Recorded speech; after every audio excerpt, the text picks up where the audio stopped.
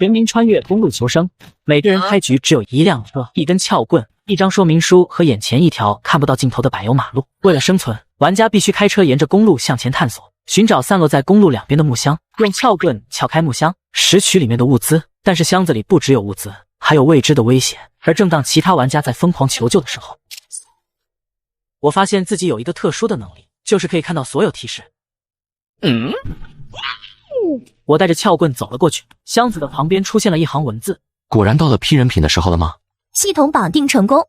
前面的木箱有一瓶矿泉水和一块全麦面包，没有危险，可以放心打开。系统得到了系统的提示，我立刻就用撬棍撬开了物资箱的盖。看来系统的提示是非常准确的，以后我生存起来要简单不少。在吃掉了面包并喝了半瓶水后，我感觉周围环境带来的烦躁减轻了不少。我继续开车上路，这一次车子大概开了40分钟左右，我才再次发现了物资箱，而且还是2个。居然有2个，会不会也是面包和水？左边的物资箱里有一只带有病菌的老鼠，被咬伤有一定几率患上黑死病。右边的箱子里有一张1级设备制造图。本着谨慎小心的原则，我远离了左边那个箱子，我用撬棍敲开了箱子，里面是一张设计图纸。只要我建造出来这个集水器，我基本上就可以满足自己的供水需求了。我甚至可以拿出一些来出售，换取自己所需要的资源。这时我进入了聊天界面，世界频道上仍然是哀嚎一片。我蹲在聊天频道窥屏了5分钟，发现并没有人提及制造图纸和提示系统的信息。看来我还是挺幸运的嘛，要不是有提示系统，恐怕躺在车里请求救援的就是我了。我在心中庆幸了一下，随后打开了交易频道，将那半瓶矿泉水挂了上去，打算交易用来制造集水器的材料。将交易信息挂上去之后，我准备继续开车搜寻物资。这时我的目光又再次落到了那个装有老鼠的资源箱里。如果我把这个箱子拿走，关键的时候是不是可以阴一下其他人？随后我便把那个装有老鼠的物资箱放到了车的后座上，眼中闪过一丝厉色。在这条公路上，我最担心的就是遇到其他生存者。又开了大概半个小时，我再次发现了一个白色的物资箱，收获了一卷密封的止血绷带和一根火腿肠。由于连续开了2个小时的车，我决定休息一会。利用这个时间，我打开了生存面板，准备看看自己挂上去的半瓶矿泉水卖的怎么样了。召唤出面板后，99加的私信数量吓了我一跳，成百上千的人找我交流。大神，你是从哪里获得的矿泉水？我快渴死了，可以给我1瓶水吗？我可遇解可萝莉。把水给我，回去了我转给你100万。可大部分私信来的都是想要空手套白狼的人。就在我准备关闭聊天频道面板，继续上路寻找物资的时候，忽然一条新的信息私信发了进来。你好，我有相关的资源，只不过数量不太够，但是有其他的东西可以用来填补差价，可以详谈一下吗？相关的资源有多少？碎玻璃5单位，金属碎片6单位，金属零件比较少，只有3单位。还好，足够把集水器建造出来。你准备拿什么来填补缺口？轻便轮胎制造图纸，1级轮胎制造图，需求低级橡胶20单位，金属碎片20单位，金属零件16单位，效果降低30%油耗。看到这张图纸，我眼睛顿时一亮。目前只有200单位的汽油，只够探索7个小时，降低30%油耗，相当于比别人多了2个多小时的探索时间。这种东西可以说是越早使用，受益越大，简直是稳赚不赔的买卖。可以。这张的图纸的价值你应该是知道的，如果不是我妹妹受伤了，我是绝对不会把这份图纸拿出来的。你必须加上一份救治外伤的医疗资源，否则这份交易数我不能答应。于是我用半瓶水加1卷止血绑带换到了制造集水器的资源和轻便轮胎的制作图。交易完成后，我立刻转到了制造页面。制造。接下来我又沿着公路开了1个多小时的车，但是却没有再获得资源。正在我感到奇怪的时候，区域频道忽然弹出一条红色的系统提示：玩家李明死亡，死因脱水。既然这么危险，还好我能看到提示，不然可能也死在路上了。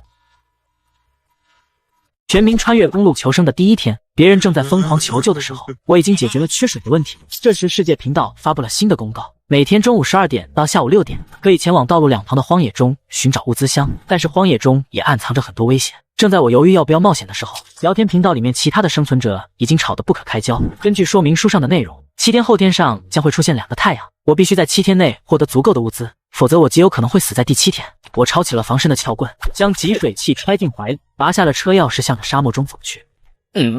前方100米处有一个隐蔽的流沙陷坑，陷入之中必死。11点钟方向前行200米，黄沙下有一堆白骨，不小心踏入可能会刺穿鞋底，引起破伤风。3点钟方向，斜行500米，越过沙丘。在沙丘背后有一个2级物资箱，里面放着2桶泡面、1个茶叶蛋以及1升矿泉水。下面还有一个1级物资箱，里面放着80单位汽油和1件大衣。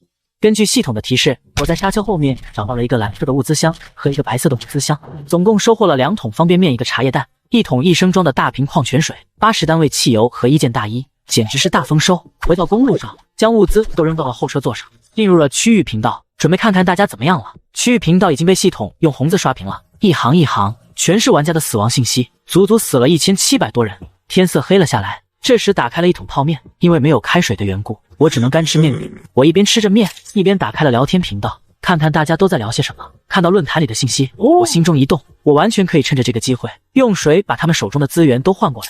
挂完商品后，我又回到区域频道内喊了一嗓子：交易频道可以买水了，总计50份，有资源的兄弟们抓紧了。什么？真的有人卖水了？为什么要用资源买呀？用钱行不行？我出1万现金，外加1块劳力士。为什么要限定资源啊？我用塑料碎片和杂草来换行不行？好歹也是物资箱里开出来的。大哥，有吃的没有？我已经1天没吃饭了，我有20单位木料，给我1个面包就行。很快，1升水就被抢购一空，一共获得了36单位金属碎片、28单位低级橡胶、28单位金属零件、6单位玻璃以及2单位金属锭，再加上我手里积攒剩下的资源，足够把轻便轮胎做出来了。就连升级2级集水器的资源也攒下了大半，只差6个金属锭和关键的制造图纸，就能把集水器升到2级。这时一条私信恰好投送了进来，来信人还是之前交易给我图纸的老熟人苏木。还有水和食物吗？我没有资源，但是有一张图纸。手弩制作图纸，1级武器，射程50米，需求2单位金属锭、10单位金属碎片、8单位金属零件、8单位低级橡胶。备注：制作完手弩后配备10支弩箭，需要新弩箭请寻找弩箭制作图纸进行制作。这个世界可不像原本世界那么安全，一件防身的武器是十分必要的。更重要的是，制造手弩所需要的资源我全都有，只要图纸一到手就可以制作出来。我看了看集水器，里面已经收集了800毫升的水，给你300毫升水，外加1个茶叶蛋。这也太少了，至少要1升水6个茶叶蛋，外加6个面包才行。这根本不可能，现在没有人能拿得出这么多物资，而且现在也只有我能买得起。据我猜测，你拿着这张图纸问过不少人了吧？他们肯定没有我出的价格多，最多400毫升水，1个茶叶蛋，再多就没有了。可是这点食物根本就吃不饱，至少要再加2个面包，一张图纸总得换一顿饱饭吧？我现在没有面包，如果你愿意等的话，我明天找到了面包再跟你交换。我可以把图纸先给你，不过你要把水和茶叶蛋先给我，明天也要给我3份面包。可以，不过我不敢肯定一定能找到等值的面包，其他的食物也可以吧？当然，希望你能言而有信。确定。轻便轮胎1级车辆配件，可降低30%油量消耗。检测到1级配件轻便轮胎，请问是否替换现有普通轮胎？确定。轮胎已经替换完毕，发现普通轮胎4个，是否分解成资源？可分解为低级橡胶20个，金属碎片20个，金属零件16个。先不分解。处理完轮胎，我拿起了摆放在副驾驶位置上的手弩，看弓弦的力度，50米内杀死一只鸡是没什么问题的。第二天清晨，集水器里积攒了大约800毫升的水，勉强够我今天饮用了。发动汽车，我又踏上了搜寻物资的道路。车子开出去20公里，我居然一次性发现了2个箱子，一个白色，一个蓝色。白色的物资箱里有5张烤馕、5罐黄花鱼罐头、5升矿泉水。蓝色物资箱里有1只健康的幼年黑皮猪，重量100斤，请小心对待，如需对付，请绕至箱子后方，可以获得第一次先手机会。为了稳妥起见，我先把白色物资箱撬开，里面的食物差不多够我一顿了，而且上面撒满了芝麻，光是闻着就能流下口水。将一切处理完之后，我按照系统提示来到了蓝色物资箱的后面，手弩射击方向向左移动1寸。提示系统居然还能辅助战斗。哼 Fuck you！ 未发现分解者具有合适的包皮，切割工具，这会降低获得的肉量，请问是否强制分解？确认。获得猪肉500克60份，获得猪脚4只，获得猪头1个。全民穿越公路求生的第2天，我成功猎杀了1只猎物，并获得了很多猪肉。由于担心炎热的天气导致猪肉坏掉，所以我打开了交易频道，把刚刚分解的猪肉全都挂了上去。出售猪肉500克50份，每份换取各类资源20份，收各种图纸，其他资源饲料。出售猪脚4只，猪头1个，有需求的饲料。13，这不是昨天晚上出售矿泉水的大佬吗？今天居然开始出售猪肉了，果然是大佬，太厉害了。大佬，猪肉是熟的吗？能帮我烤了再交易吗？大佬，我身田貌美，什么都会，只要每天管饱就行。短短几分钟之内，我就得到了几百份各类资源，各种图纸也收了6张，分别是折叠桌、种植箱、剥皮刀、铁锅、移动式炉灶和烤肉叉，其他杂七杂八的东西也不少，像卫生纸、肥皂、水杯这些东西，我每样都拿了一份，盐和胡椒粉更是多多益善。我甚至还收到了一包卤肉料。好厉害，居然猎到了猪，这下资源不缺了吧？还好。对了，这是昨天答应你的东西。这么多，你真的发了财了？运气好，有没有图纸？我拿肉跟你换。有熟的吗？生的我消化不了，而且我妹妹还病着呢，吃不了生的东西。要是别人的话肯定没有，不过你来的比较巧，我刚弄到了炉灶，可以顺手也把你那份做了。移动式炉灶1级厨具，添加足够的燃料后便可自行烹煮，拥有稳定器，哪怕发生剧烈的震动也不会发生倾覆。真的吗？那给我2块卤肉，我用这个跟你换。降光玻璃1级汽车配件，可以有效的降低强光，降低车内温度。这东西不错呀，这正是我需要的。多送你一个猪耳朵，不过肉的炖一会，你得等等。行，那就等你好消息了。姐姐，你就这么把图纸给他了？没办法，区域频道内也就是他看起来比较守信一点。我们的情况你也知道，如果不补充肉食的话，你的身体坚持不了多久的。姐姐，是我拖累你了。你说什么呢？我们会活着离开的。我将移动式炉灶支在了车辆旁边，铁锅也架在了炉灶上，将没交易出去的猪肉、猪脚和猪头扔进了锅里，加入水和卤肉料卤制了起来。至于燃料用的是交易来的木料，我一口气塞进去了20单位木料，这些木料足够将这些猪肉卤完了。将猪肉处理完，我继续踏上了收集物资的路程，行驶了20分钟左右。我发现路中央站了一个女人，我见状将车停在了距离女人7、8米远的地方，毕竟这个世界没有人来维护秩序，再小心也不为过。一名手无缚鸡之力的女人，唯一的武器是一把指甲钳，你一手就能打赢她。哼，站住，不要再靠近了，有什么话就在这里说吧。哎呀，别这么冷酷嘛，大家都是流落在这里的人，多亲近亲近嘛。有什么话就直接说，要是没事的话，我就先走了。路位没有其他人，没有人暗中埋伏。帅哥，我车没有汽油了，借点给我呗。原来是没汽油了，怪不得停在这里。想要汽油可以，不过要拿东西来换。想要白嫖的话，就别浪费我的时间了。哼，你怎么这么小气啊？不就是一点汽油吗？借给我不就好了？等我有了就还给你。而且你有这么多物资，分给我点有什么啊？大家都是地球过来的，不应该互相帮助吗？而且你就这么狠心，把我一个弱女子扔在这里吗？还有，你真的不认识我吗？难道你不看直播？女子一边说着，一边望向了我的车内。我为了防止2氧化碳中毒，后车窗一直是开着的。从女人的角度，可以清楚地看到后排座位上堆积如山的物资。一阵风吹过来，一股卤肉的香味弥散开来，让女子不由得咽了一口冷水。抱歉，我不认识你。如果你没有交换的东西，那就离开吧。你这个人怎么这样？好吧，我把我的丝袜给你怎么样？保证是真品原味，绝对不是假货。我只要物资，吃的、喝的、图纸、材料都可以。如果没有，那就不要拦路，我要离开了。别走，我有图纸。哦，什么图纸？钢架车体能将车体结构强度提升1倍。这张图纸很有价值，虽然我将女人杀了，一样可以将图纸弄到手，但是我暂时还不缺物资，不想违背自己的道德底线。这样吧，我也不欺负你，这张图纸我给你40单位汽油，1张馕，50毫升水，这些东西足够你吃饱一顿饭，再进行2次探索，能不能获得东西就看你自己的命了。那个，我闻到肉香了，能不能给我点肉？卤肉还没熟透，吃了半生不熟的肉可能会引起腹泻。如果你坚持要肉的话也可以，我给你200克，不过烤馕和水就没有了。那还是算了吧，怎么交易？挂交易频道。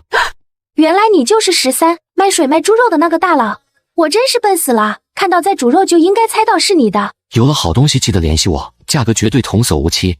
开出去大概5公里后，我遇到了一个 Y 字形路口，2条公路各自延伸向看不见尽头的远方。左边的道路物资相比较多，但里面装的都是普通物资；右边的道路上物资相比较少，但装的都是高级物资。我看了看身后的那些普通物资，与其费时费力的去寻找这些低价值的普通材料，还不如去寻找珍贵的图纸等价值更高的物品。于是我拐上了向右的道路，又开了大约20公里，我才终于看到了一个新的物资箱。2体物资箱里面装着100单位汽油、10升水以及1张制造图纸。40瓶250毫升的矿泉水，2桶50单位的汽油桶，以及一张制造图，整整齐齐的摆在地上。我率先拿起了制造图，准备看看这次又开出了什么。的人鱼雕像，车内摆件，放在车内可大幅度提高图纸的获取量。材料需求：中级木料2单位，普通精破1个。爱放需求：2级车辆。这东西简直就是神器啊！在这个世界上，如果说有什么东西最值钱的话，那图纸一定排名前列。不过这里有几个问题：精破是什么？还有2级车辆又是什么？我连忙闭上眼睛，开始沟通世界面板。可以询问一下精破是什么吗？还有如何升级为2级车辆？杀死野兽后，有一定几率获得精魂，根据野兽品级不同，获得的精魂品质也不同。拥有1枚车辆核心后，可开启车辆升级选项。1枚车辆核心可以将普通的1级车辆提升为2级。哦，那车辆之心该如何获取？摧毁其他的车辆。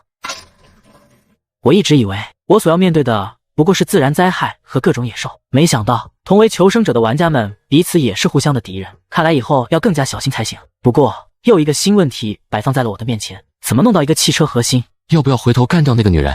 我最终还是否决掉了这个决定。我现在还狠不下这颗心。之后我将物资都搬上了车，继续向前开去，一直到中午前，我又陆续找到了一篮102个物资箱。蓝色的物资箱里开出了2盒鸡蛋和1包脱水蔬菜，白色的物资箱里也开出了5桶泡面。全民穿越公路求生，在所有人都饿着肚子的时候，我已经吃上了香喷喷的卤肉。我煮了1桶泡面，加了2个荷包蛋，加了一些脱水菜叶，又加了一大块卤肉，满满当当装了一小盆。没想到在这个鬼世界，我也能吃上和封面相同的泡面。风卷残云，将1盆泡面吃了个干净。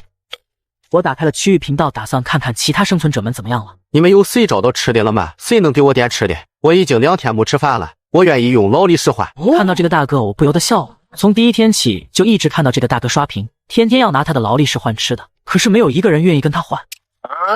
1斤卤肉换你的劳力士，外加你车里的所有汽油，反正你也不开，汽油放在你那里也是浪费了，不如给我。哼，才1斤卤肉，这也太少了吧？我这劳力士可是有证书的，哪怕扔到二手市场都能换个几十万。1斤卤肉太少了，至少100斤，外加100瓶矿泉水。100斤？你睡醒了吗？你以为这还是以前的世界吗？你看看你拿着劳力士能换来1块面包吗？你已经喊了1天半了，具体什么情况你也清楚。我买劳力士不过是顺带的罢了，真正有价值的是汽油，你愿意换就换，不愿意就算了。这能不能再加点？我这怎么也是劳力士，就换了1块肉实在是太少了，说出去让人笑话。您再添点东西也行啊，最多再加上100毫升矿泉水，再加价交易立刻作废。好，就这些，100单位汽油再加上劳力士，换1斤卤肉加100毫升水。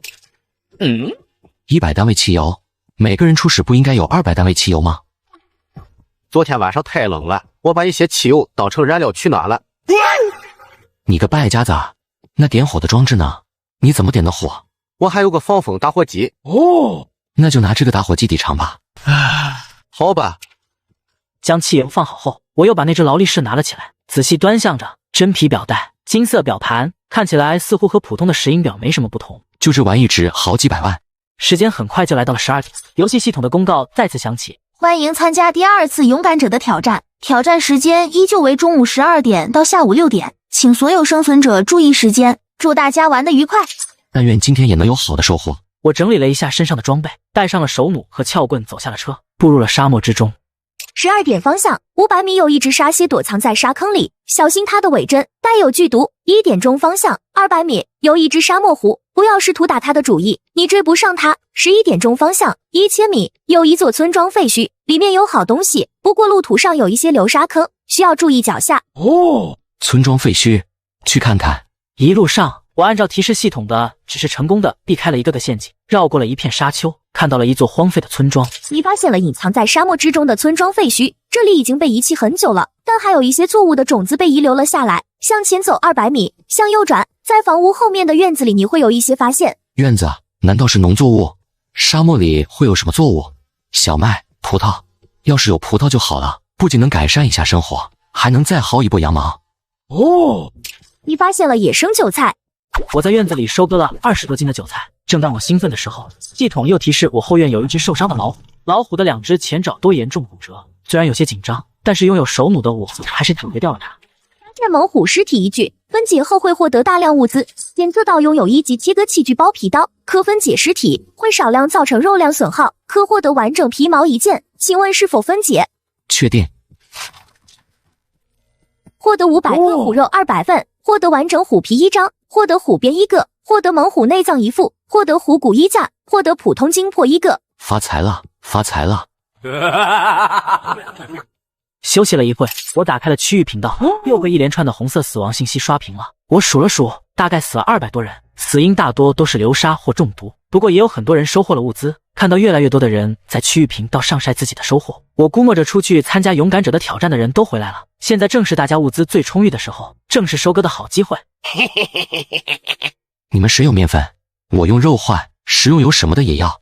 是早上卖猪肉的大佬。大佬，你买面粉干什么？没啥，弄了点肉、韭菜和鸡蛋，看着材料挺齐的，准备包炖肉3鲜饺子吃。你们要是谁想吃就报个名，拿资源换就成。大佬，我预定1盘，可以用苹果换吗？我出2个苹果，你看怎么样？大佬，我没有物资，那汽油可以吗？先都别闹，先搞定了面粉再说，不然大家就只能吃炒3鲜了。我有50斤面粉，不过你得拿50斤卤肉来换。你这要价未免太离谱了吧？那又怎么样？反正现在是你急缺面粉，反正我又不着急，想要就拿50斤卤肉来换，要换就赶早，明天可就不是这个价了。而且别忘了，在这种天气下，肉可保存不了多长时间，我有的是时间等，你等得起吗？哼！看到那人的回复，我冷笑了一声。那人算准了肉无法长久保存，才敢如此要价的。我宁愿不包饺子，也不会任他拿面。这时苏木却给我发来了私信：我这里有面粉，不过只有20斤，你要吗？当然要。你准备换什么？肉、水、罐头、烤馕都有，想吃饺子也行，不过得等一段时间。我们不换固定的东西，想要做一个约定。什么约定？从现在开始，一直到灾害当天，一共有6天。这20斤面粉我可以现在就送给你，不过你得负责我们接下来6天的伙食。你放心，我们姐妹饭量都不大，每顿3两左右就可以。可以，每天3顿饭，保证是热的。不过饭点不一定会准时，毕竟还要寻找物资。那就这么说定了，我把面粉发过去了，你接收一下。苏木向你赠送了20斤面粉。姐姐，你就这么把面粉给他了？你就这么信任他？万一他骗咱们怎么办？唉，这也是没办法的事，我们没有锅，没有炉子，面粉在我们手里就是浪费了。交给他的话，至少能保证我们接下来6天能吃饱饭。可是他要是骗你怎么办？应该不会，上次交易卤肉他不也履行承诺了吗？而且还多给了你一个猪耳朵，味道你忘了？听到苏木的话，苏琪不由自主地舔了舔嘴唇，猪耳朵的味道可真香，他从来都不知道猪耳朵居然也这么好吃。全民穿越公路求生，我在废弃村庄收获了大量的老虎肉和野生韭菜。从废弃村庄回来后，我就准备种植韭菜。之前的交易中包含了种植盆的图纸，现在正好用上了。我一口气制作了7、8个种植盆，才把带回来的韭菜都种了进去。几个种植盆摆下去后，本来就不宽裕的后排空间顿时被挤得满满当当的。二手家用车的空间实在是太小了，不知道有没有增大储藏空间的图纸，哪怕改造成武林神车也行啊。种完韭菜后，我又制作了一个小钢盆，开始和面、剁馅、擀皮、包、煮，一气呵成。一锅饺子很快就煮熟了，先给苏木姐妹发过去了2盘，我夹起了一个饺子，一口塞进了嘴里，一股滚烫的感觉在嘴里蔓延开来，爽。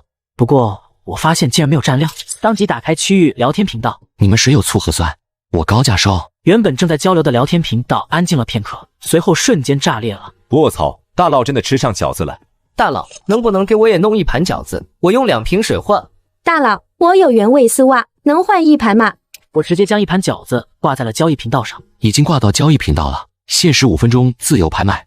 看到交易平台上真的挂了1盘饺子，聊天频道里的人都快疯了，硬生生饿了2天。看到1盘热腾腾的饺子，众人的热情被瞬间点燃了。我一边吃着饺子，一边翻看着众人的报价，寻找符合自己心意的物品。翻了一会，终于发现了一样好东西：车厢改造图纸，1级汽车配件，使用后扩大车厢空间10立方米。需求：金属锭20单位，金属零件40单位，低级橡胶20单位。好东西啊！5分钟的时间很快就到了，我指定了那名拿出车厢改造图纸的人出价成功。出价成功的那位老哥喜滋滋的去吃饺子去了，没有出价成功的那些人急了。没抢到的可以买别的，我刚卤了一锅老虎肉，每份200克，换取30份1级材料、2级材料、图纸等其他物品饲料，限时50份。有意向的直接到交易平台来拍。200克，大佬怎么变少了？早上不还有500克来着吗？而且早上只换20份材料，现在怎么变成30份了？上午卖的是生肉，这是熟肉，能一样？而且卤肉也只卖这一次。为了防止肉质变坏，我决定将剩余的肉做成油渣来售卖，直到找到新的保存肉类的方法之前。你们是不是觉得自己来度假来了？吃个肉还开始挑3拣4啊？那就让你们尝尝油渣，再敢唧唧歪歪，连油渣都没得吃。我的话让频道里其他的人顿时都慌了，原本以为跟着我能吃上好的，结果现在不光肉限量了，还绝版了。转眼间50份卤肉就被抢购一空。我靠，卤肉呢？我手就慢了一点，怎么就没了？大佬，我已经1天没吃东西了，我手里还有1张图纸，我就换1块肉，哪怕100克也行啊。有钱人还真不少啊，居然还有油水可榨。谁让我心软呢？这样吧，看在大家都是生存者的份上，我把我的存货也拿出来，10块卤肉，本来这是以后的存粮，现在就拿出来吧。不过以后大家就只能一起吃油渣了，想要的过来私聊。大佬，真的就剩10块了吗？别的没有了吗？那是，我也想多存啊，可是卤肉料也没了。还有这该死的天气，鲜肉放1夜绝对就坏了，做成油渣还能多保存一段时间，大家多担待1、2吧。大佬，这是我弄到的金属锭，虽然少了点，只有2块，但也是2级资源了。您看着给点，没有肉，方便面也行啊。大佬，这是我弄到的狩猎长矛制造图，换1块肉不过分吧？果然，人不逼一下就不知道自己有这么多潜力，没想到这些人居然还有这么多好东西。此刻的我自然是来者不拒，只要是觉得有用的东西就全都拿下，反正都是私下交易，没有人知道自己到底卖了多少。姐姐，难道以后真的要吃油渣了吗？你这种样子让我以后怎么放心？被人卖了都帮人数钱，难道不是吗？以我对他的了解，他手中的物资绝对没有他说的那么少，而且他绝对有自己的办法储存更多的物资。真的？至少有70%把握。哇！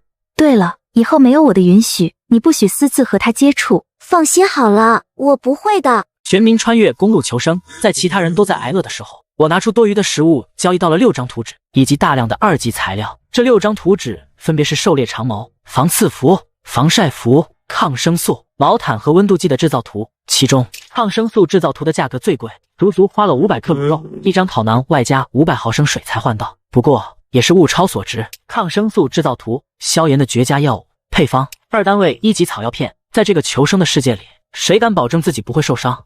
所以抗生素绝对是必备品，重要性仅次于食物、水和汽油。我立刻在交易频道挂上了收购信息，长期收购1级草药，价格面议。结果等了半天也没一个人咨询。1级草药是个什么东西？有大佬见过吗？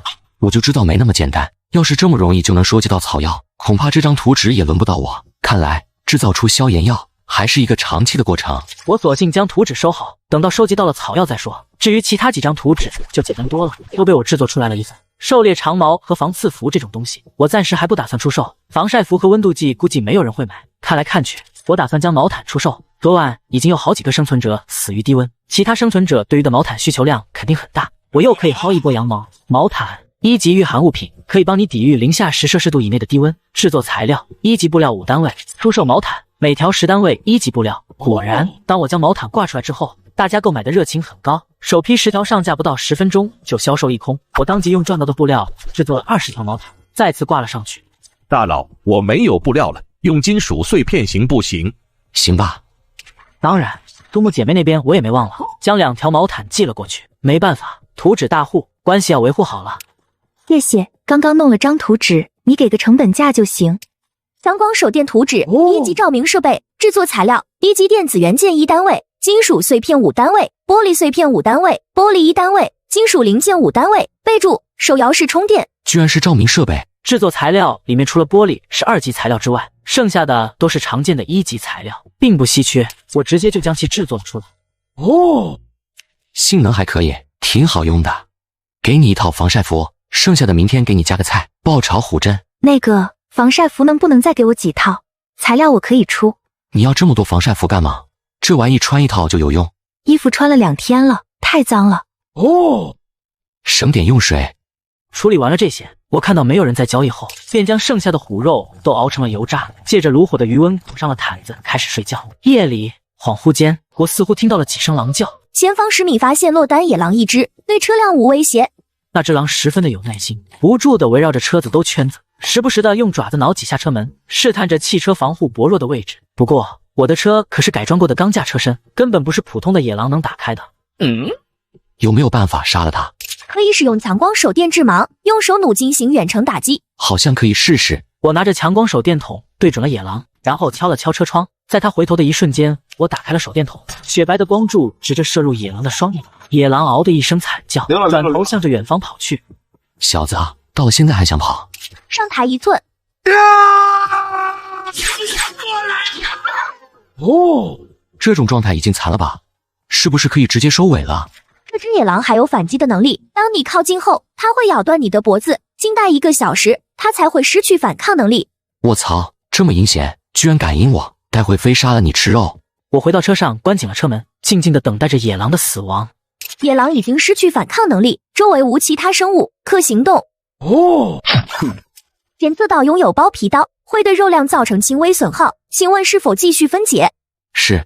获得狼肉500克120，获得内脏1副，获得狼骨1具，获得狼皮1张，获得普通精魄1。全民穿越公路求生，我利用强光手电筒和手弩反杀了夜袭的野狼，并收获了大量的狼肉。但是狼肉太腥，我打算做成油渣拿出去交易，将收获的东西都收拾到了车上。我看了看手表，已经凌晨5点多了。打开区域频道看看众人都在干嘛。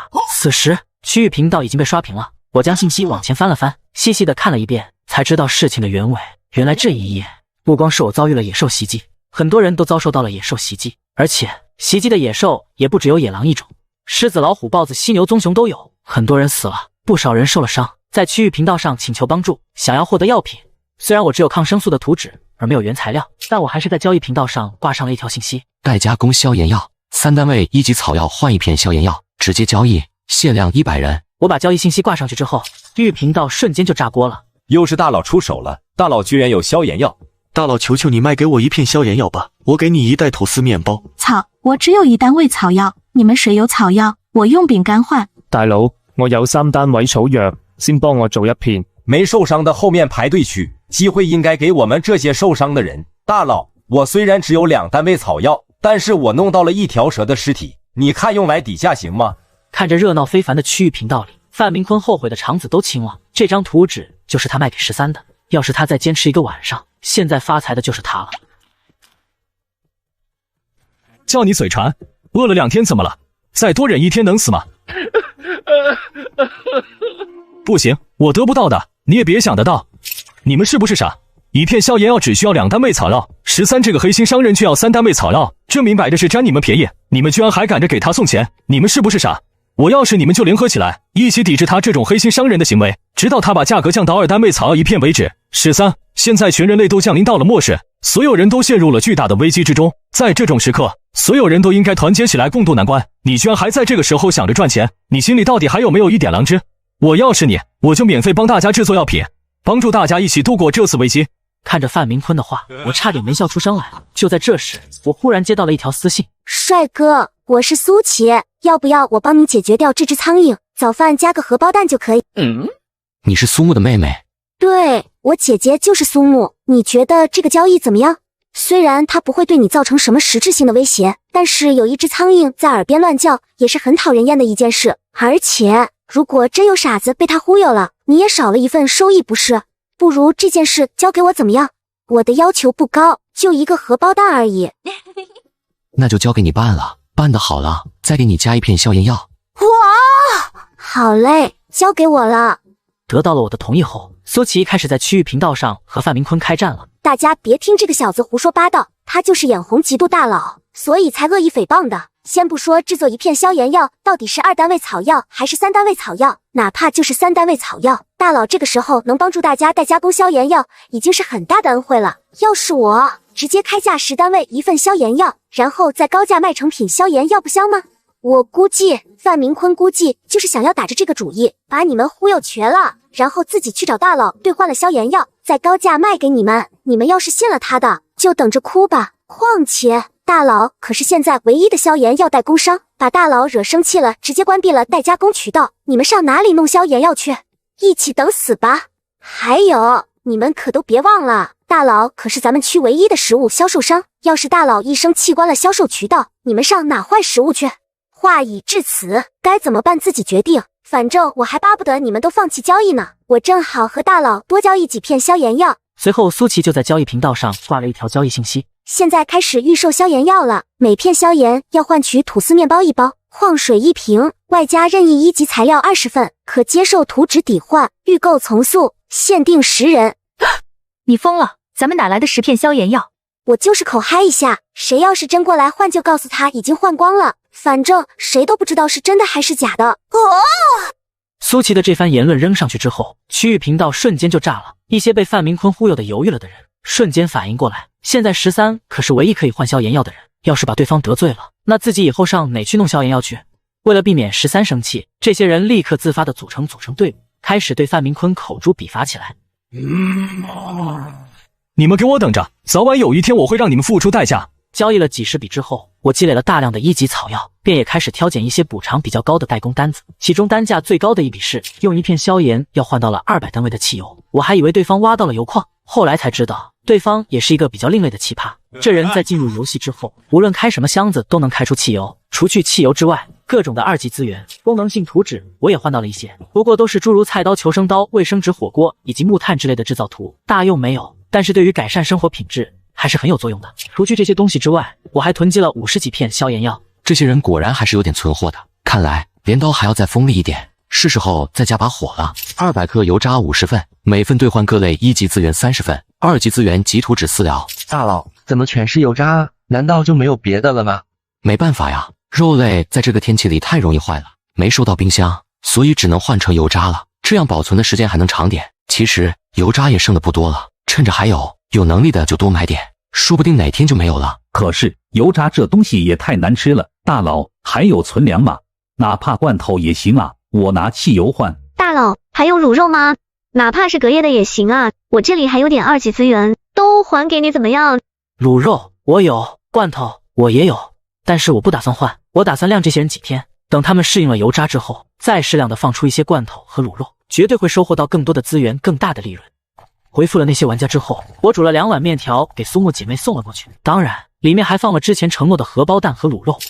哇，很丰盛嘛，居然还有卤肉，谢谢了。早上运气好，小发了一笔，让你们也沾沾喜气，中午就恢复正常待遇了。如果想要吃肉，还是老规矩，拿资源换，我可以给你们打折。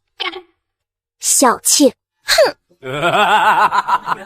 全民穿越公路求生的第3天，其他人还在艰难生存的时候，我已经收获了包括药品在内的大量物资。我把交易换来的物资放到了车上，开始了新一天的探索。刚开出去10公里，就遇到了一个蓝色的物资箱，从里面开出来4个速食小火锅和2桶螺蛳粉。不过螺蛳粉的味道我有点接受不了，现在我基本上也不缺食物，就不太想为难自己的胃，于是我便给苏琪发了一条私信：你们喜欢吃螺蛳粉不？挺喜欢的呀，难道你会做？哇，这就是你们午饭了。至少把热水给我们啊，没有热水怎么吃？这么多天了，你们连热水的问题都没解决。你以为谁都像你一样富得流油啊？我们现在连移动炉灶都没搭建完呢，更别说烧水了。那等中午吧，我开车呢，等午休的时候再给你们烧水。开了大概20公里，我忽然遥遥地发现前面似乎停了一辆车，有人。我心生警惕，将车速慢了下来，同时将手弩上好了弦，这才靠了过去。等靠近之后，我才发现在车的引擎盖上斜躺着一个穿着清凉的女人。哟，帅哥，这是要弄啥？这地方也有做坤的。发现玩家刘思思，其身后腰间有一把3棱军刺，请小心对待。发现其座驾为2级汽车，在30米外沙堆后方藏有一名玩家张永强，其身上有一把复合弓。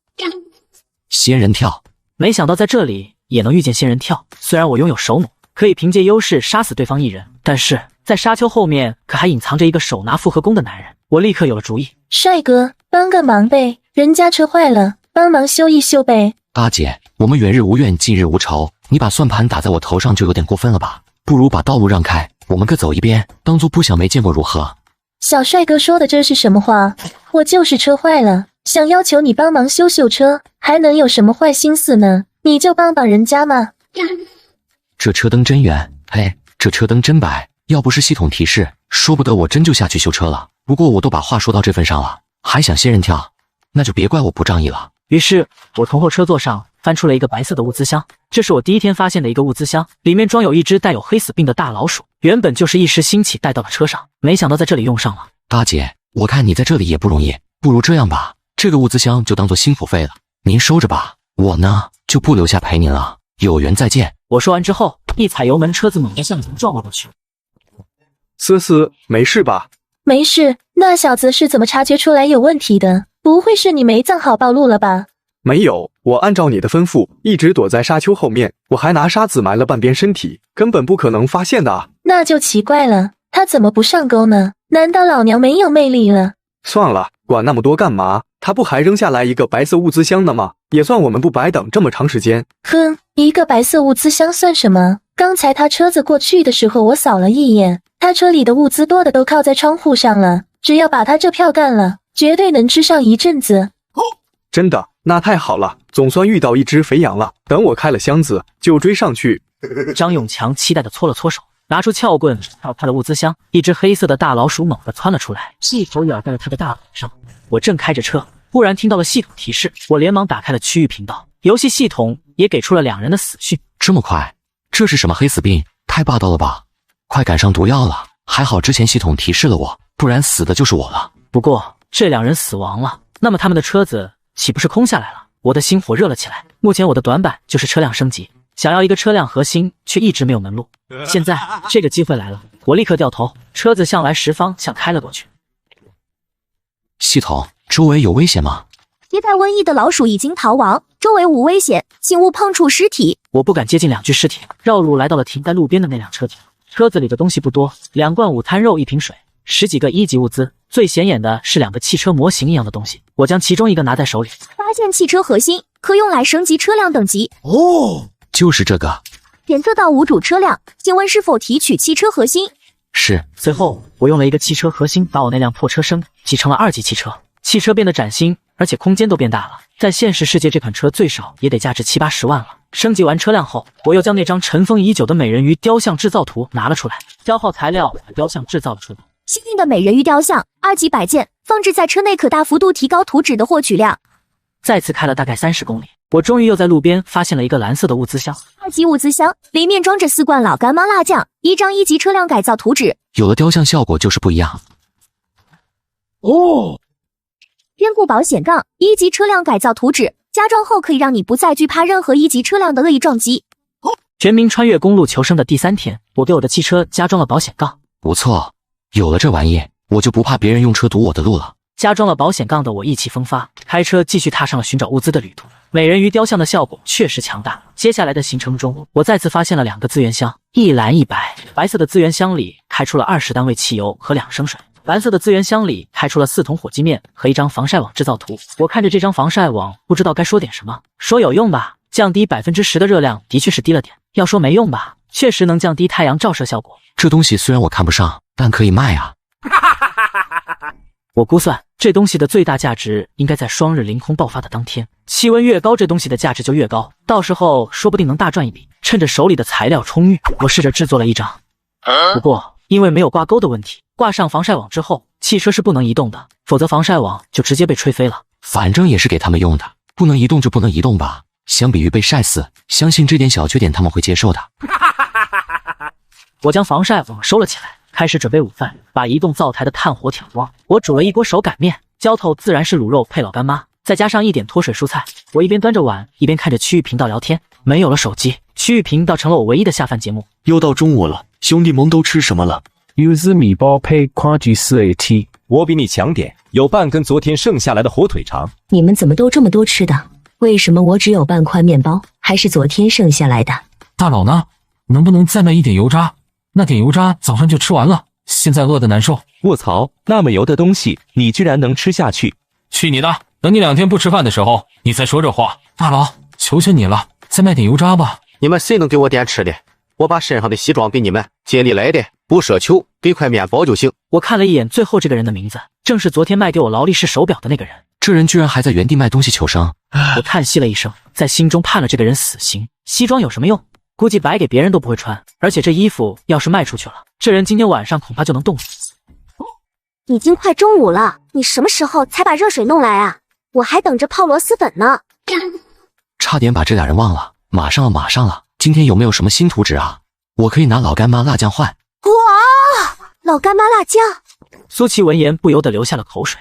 我和姐姐2个人物资也不多，每一份都要省着用，怎么能用仅存的物资来换辣椒酱呢？可是辣椒酱真的很好吃啊！要不就拿那个东西来换吧。可是这个东西太珍贵了，要是给他的话，我们太吃亏了。没关系，反正上面的材料我们一时半会也凑不齐，不如拿出来交换，顺便多要一点资源。一个1级集水器已经够我们2个人用的了，升级2级意义不大。况且我们有美人鱼雕像在，类似的图纸很快就会再弄到的。那好吧，这个图纸给你，交换一份等价资源，2瓶辣椒酱，外加我们2人灾难日前的日常饮用水。同意的话就立刻交易。2级集水器升级图纸，2级物品，放置后每24小时产水10到20升，根据当地环境产生变化。制造材料：1级集水器1个，金属锭8单位，金属零件4单位，玻璃4单位。竟然是2级集水器，这个交易很值啊！心中把账算清楚后，我立刻同意了交易，将集水器升级图纸换到了手，随后便将集水器直接升到了2级。摆弄了一会儿，2级集水器，我十分的满意。我的生财途径又多了一条，那就是售卖水资源。正午12点到了，我挂好了手弩，穿好了防刺服，腰中别着包皮小刀和强光手电，手中提着狩猎长矛，走出了公路。日历向左转60度，前行2000米，那里的物资最为丰富。那里好像是一片黄沙呀，什么也没有啊。不过出于对系统的信任，我还是决定遵照系统所指的方向去探查一下。用狩猎长矛当作拐杖，我缓慢地在沙漠里前行着。忽然天空中响起了一阵鸣叫声，我仰头一看，原来是一只巨鹰在天空中不断地盘旋着。一只大点的库而已，乱叫什么？早晚把你打下来炖汤喝。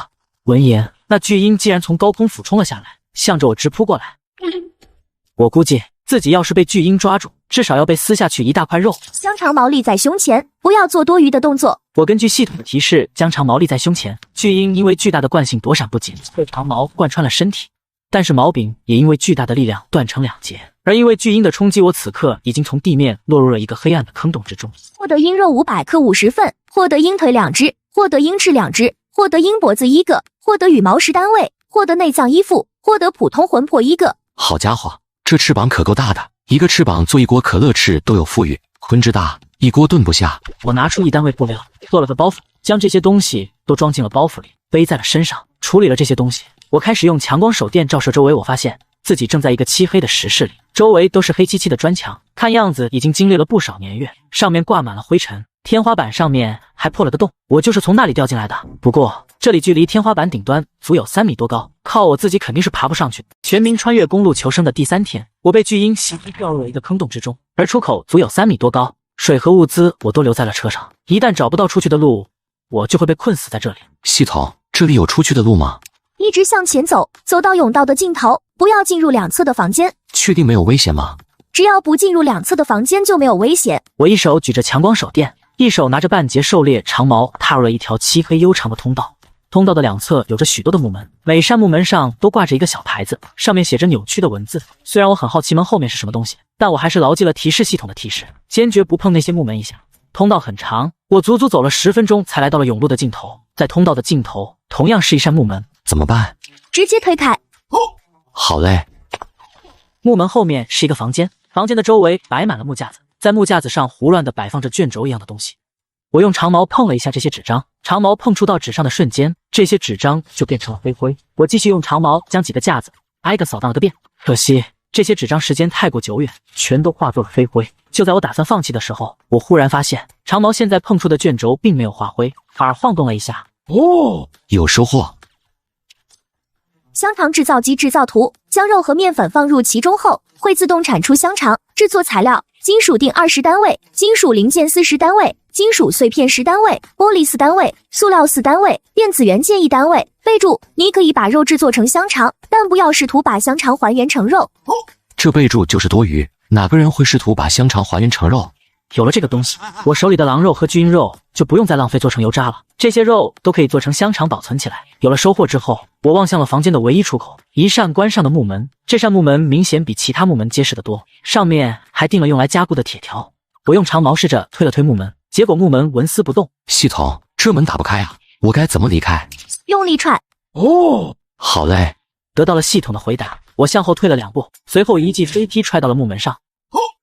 发现3级物资箱。卧槽，紫色的箱子！我没想到在这里居然还能看到一个紫色的箱子。哦，2张制造图和1张卡片出现在了我面前。雷明顿 M870 制造图，绝佳的自卫武器，拥有它，任何敌人都要退避3舍。散弹最佳射程50米内，毒头弹有效射程200米。制造材料：金属锭2单位，金属零件18袋，终极木料1单位。12号散弹制造图，雷明顿的制式弹药，内含12发弹丸，最大散射面积9平米。制造材料：金属碎片12单位，金属零件1单位。卧槽，居然是枪！老子有热武器了。有了这东西，我在面对那些大型食肉动物的时候，也将有还手的余地了。而且这玩意可是霰弹枪，面杀伤的霰弹枪，拿着这东西几乎可以不用考虑瞄准。Nice， 我恨不得立刻就将霰弹枪制作出来。不过看了看材料，我又皱起了眉头。其他的材料我都有，唯一缺乏的就是终极木料。看来只能去区域频道上看看了。我叹息了一声，将制造图收好，又将那张卡片捡了起来。也就是说，这玩意是给准备探索这个深坑建筑的生存者的防身武器。结果我走反了，从后门通关了副本。老子先拿了副本里的资源，然后才拿了探索装备。卧槽，这些人怎么设计的副本？特么的，差点害死老子！可以肯定，那些危险就藏在甬道2侧的木门后面，那可是需要霰弹枪才可能对抗的敌人。我要不是有着提示系统，估计早就死在里面了。我回到了车公路上，便将香肠制造机制造了出来。香肠制造机可以制造香肠，太阳能充电，充电1小时，工作10分钟。香肠配方：1根香肠 0.1 斤肉， 0.1 斤面粉， 0.1 单位劣质塑料或其他可做肠衣的原料，保质期12个月。哦 ，Nice， 我终于有了可以保存鲜肉的方法了。12个月的保质期，在这个有今天没明天的世界里，近乎于无限久。做一点，尝尝味道如何？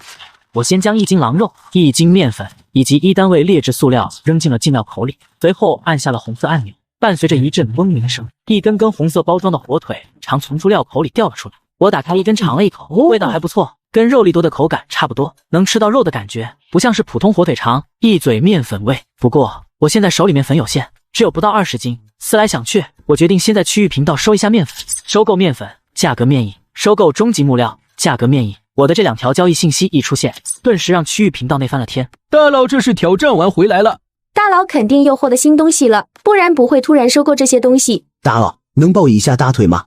能不能告诉我你是怎么在勇敢者的挑战里活下来的？大佬，方便透露一下获得了什么吗？帮我留意一下终极木料，如果有，帮我买下来，好处费1袋火鸡面。火鸡面。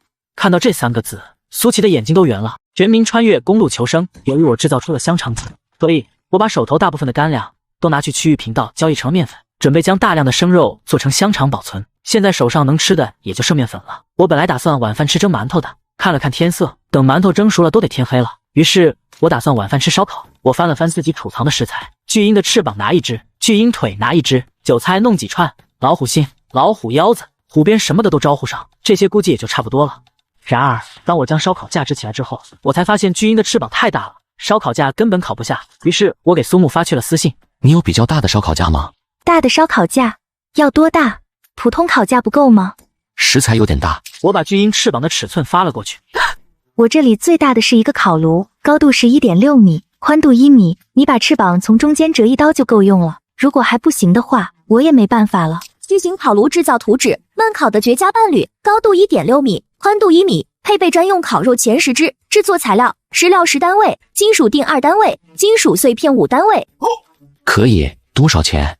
这图纸不值什么钱，你要的话肯定是要吃烧烤吧，分给我们点就行了。那行，待会儿烤完了，我分你一部分。收了制造图，我将巨型烤炉制造了出来。我将木料点燃了，然后把木料烧成了木炭，另一边把巨鹰翅从中间劈开，涂抹上酱料，串上专门的烤肉钳子，然后挂在了烤炉口的挂钩上。其余虎鞭、虎心什么的也都如法炮制。约莫过了20分钟，我将半扇烤翅拿了出来，用小刀切了一点放到了嘴里，肉质软嫩，酱汁已经完全渗入肉质之中，味道绝佳。没想到老子还是一个烧烤高手，要是能回去开个烧烤店，说不定都能赚大钱。一边吃饭一边看区域频道聊天，已经是我的习惯了。今天收获不好，只能吃昨天剩下来的干面包，真惨。你不错了，还有面包吃，我现在只能啃窝头，还是玉米面的。你们谁有多余的食物？我已经2天没吃饭了。我愿意用硅胶人偶制造图纸换。哼，一群穷鬼！老子今天开到了一盒披萨，还是水果的，羡慕不羡慕？后面竟然还配了7、8张披萨的图片，我看了一眼发言人，居然是范明坤。我还记得，就是昨天范明坤在区域频道内公开抵制自己收购草药来着，没想到这小子今天运气不错，居然弄到了一盒披萨。对于披萨，我不怎么感冒，因为我有更好的。不过频道里其他人就不淡定了。等等，居然能照相，确实可以。我刚才试过了，不过要主动向世界频道申请才可以，怪不得之前一直没发现。卧槽，披萨上面还有水果。大佬，能换点不？我愿意拿500毫升水和你换1块披萨。大佬，只要给我1块披萨，我就认你当老大，以后你让我干嘛我就干嘛。一群穷鬼，500毫升水还想和我换披萨，门都没有！告诉你们，最低也得是汽车改造的图纸，其余的想都别想。还有那个13呢，昨天不是挺横吗？我看你今天收面粉了，是打算蒸馒头还是煮面条啊？有披萨好吃吗？看着范明坤挑衅的话语，我直接对着餐桌上吃了一半的烤翅，随手拍了一张照片发了上去。今天没有主食，没办法，只能凑合着吃点烧烤了。几张图片发上去之后，区域频道内顿时沸腾了。卧槽，大佬就是大佬，居然吃上烧烤了！这是什么翅膀？这么大，都快赶上餐桌了。大腰子，大佬，给我1串，我用汽油跟你换。大哥哥，给人家1串韭菜嘛，人家会13，我和你没完。区域频道热闹异常，我的私信同样不平静，不少人都发来了私信，有想要拜大哥的，有想要交易的，有想要祈求施舍的。不少女人发现了可以照相后，发了一些烤照给我，并且表示如果我愿意分给他们一些烤肉的话，可以有福利照送上。我会被区区美色所诱惑，你们这是在侮辱我。我愤怒地将几张长得比较好看的照片保存了下来，随后删掉了这些私信。我将半扇烤翅、6串烤韭菜以及2串烤虎心都交易给了苏木姐妹。这么大！苏木看到那个快比自己高的半扇烤翅，整个人都惊呆了。烤的有点多，慢慢吃，这些只算1顿饭，不用担心。可是这些也太多了，2顿我都吃不了。没关系，剩下的可以再发回来，明天早上配点蔬菜炒，味道也不错。那就麻烦你了。对了，你之前让小琪打听的终极木料有着落了，这就给你发过去。苏木说着将终极木料发了过来。这么快就弄到了？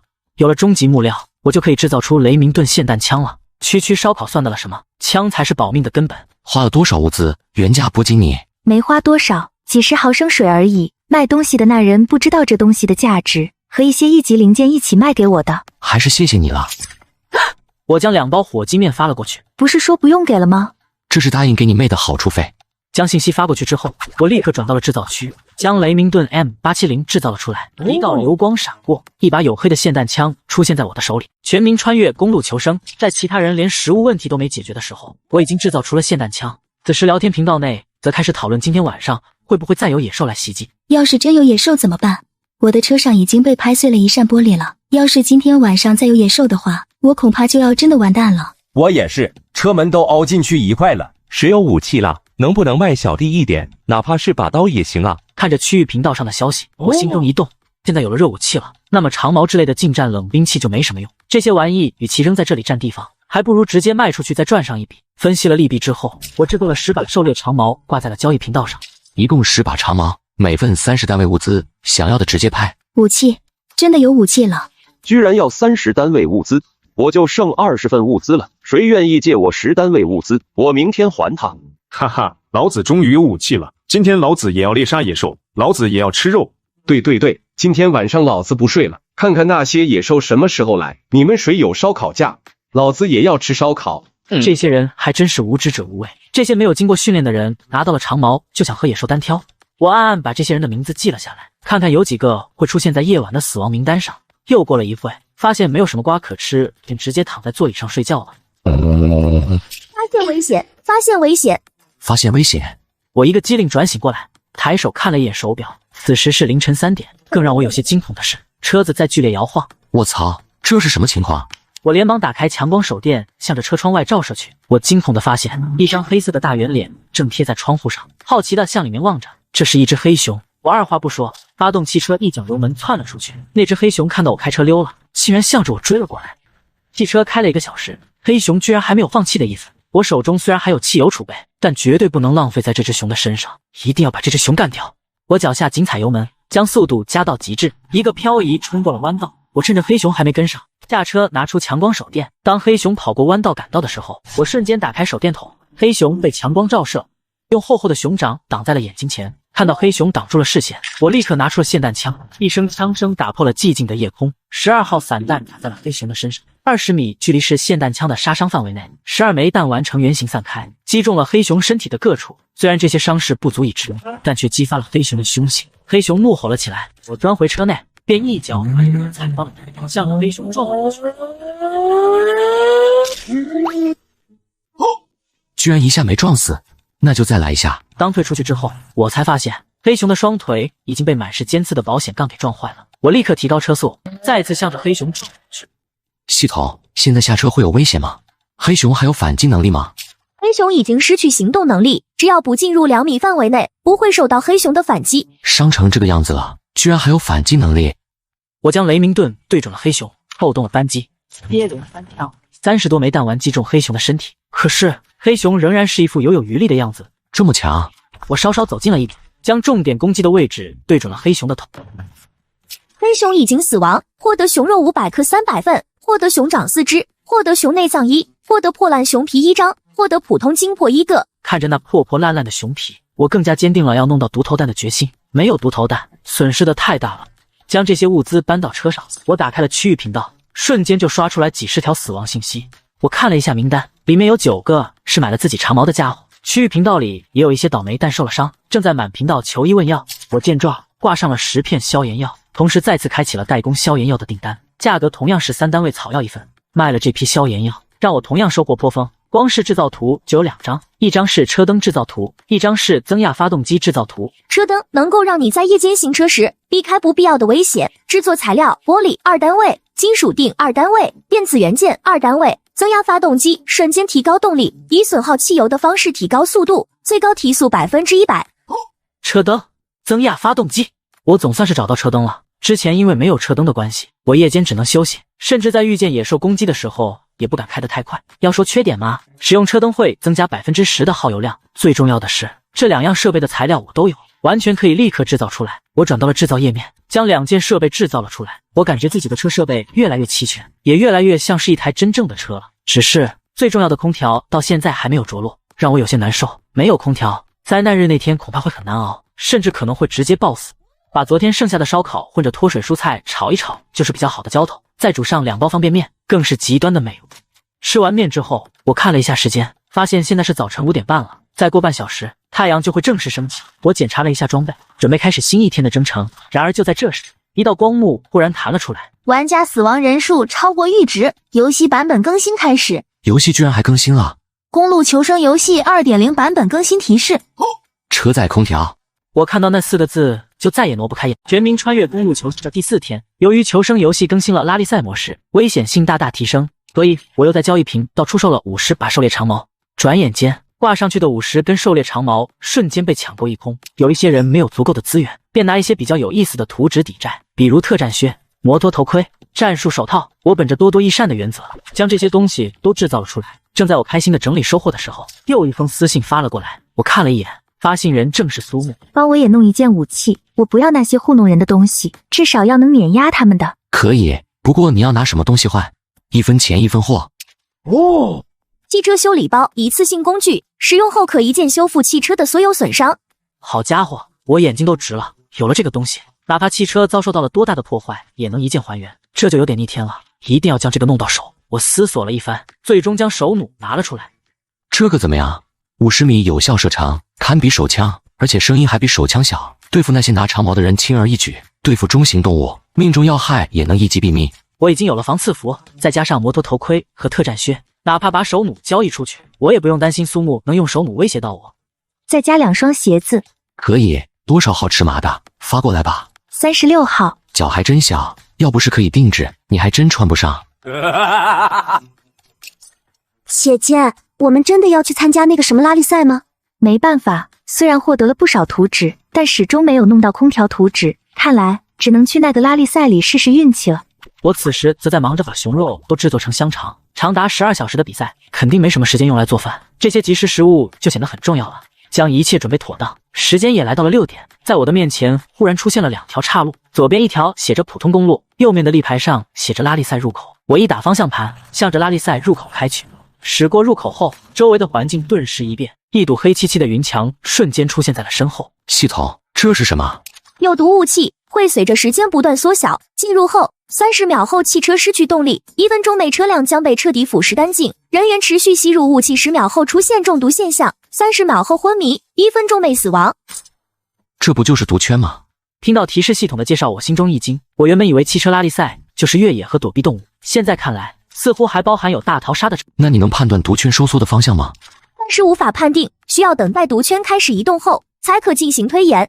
我敢肯定，这场比赛会比很多人想象的要激烈得多。毒圈、野兽以及各种空投资源的争夺，甚至会让生存者之间互相痛下杀手。开出去10公里左右，我忽然发现远处有一片小镇模样的区域，这片区域距离公路不足100米，不过似乎是因为太过破旧的原因，到处都是残垣断壁。莫非是小镇废墟？要不要过去看看？就在我犹豫的时候，天空中一架大型的运输机开过，几个挂着降落伞的资源箱从空中飘落，那些资源箱赫然都是紫色的，而好巧不巧的是，一个资源箱正好落在了废墟之中。我一脚油门就向着小镇开了过去。系统，小镇里有埋伏吗？方圆500米之内没有发现任何生物，800米外有一只睡觉的野猪，只要不发出太大的声音，不会招惹到它。如果要是有毒头弹的话，我还打算拿这头猪开荤。现在我只有12号散弹，那就算了，先找到空投的物资箱要紧。我戴上了头盔，穿上了防刺服，脚穿特战靴，手上戴着战术手套，拔下了车钥匙，腰中别着战术手电，手中提着雷明盾，小心翼翼地下了车，向着村庄废墟内部走去。刚下车，我略微思考了一下，又把那件破旧的黑大衣穿上了，雷明盾则藏在了大衣的衣襟之下。这副打扮，如果碰到玩家的话，能降低对方的防备；如果对方有别的心思的话，说不定还能阴对方一下。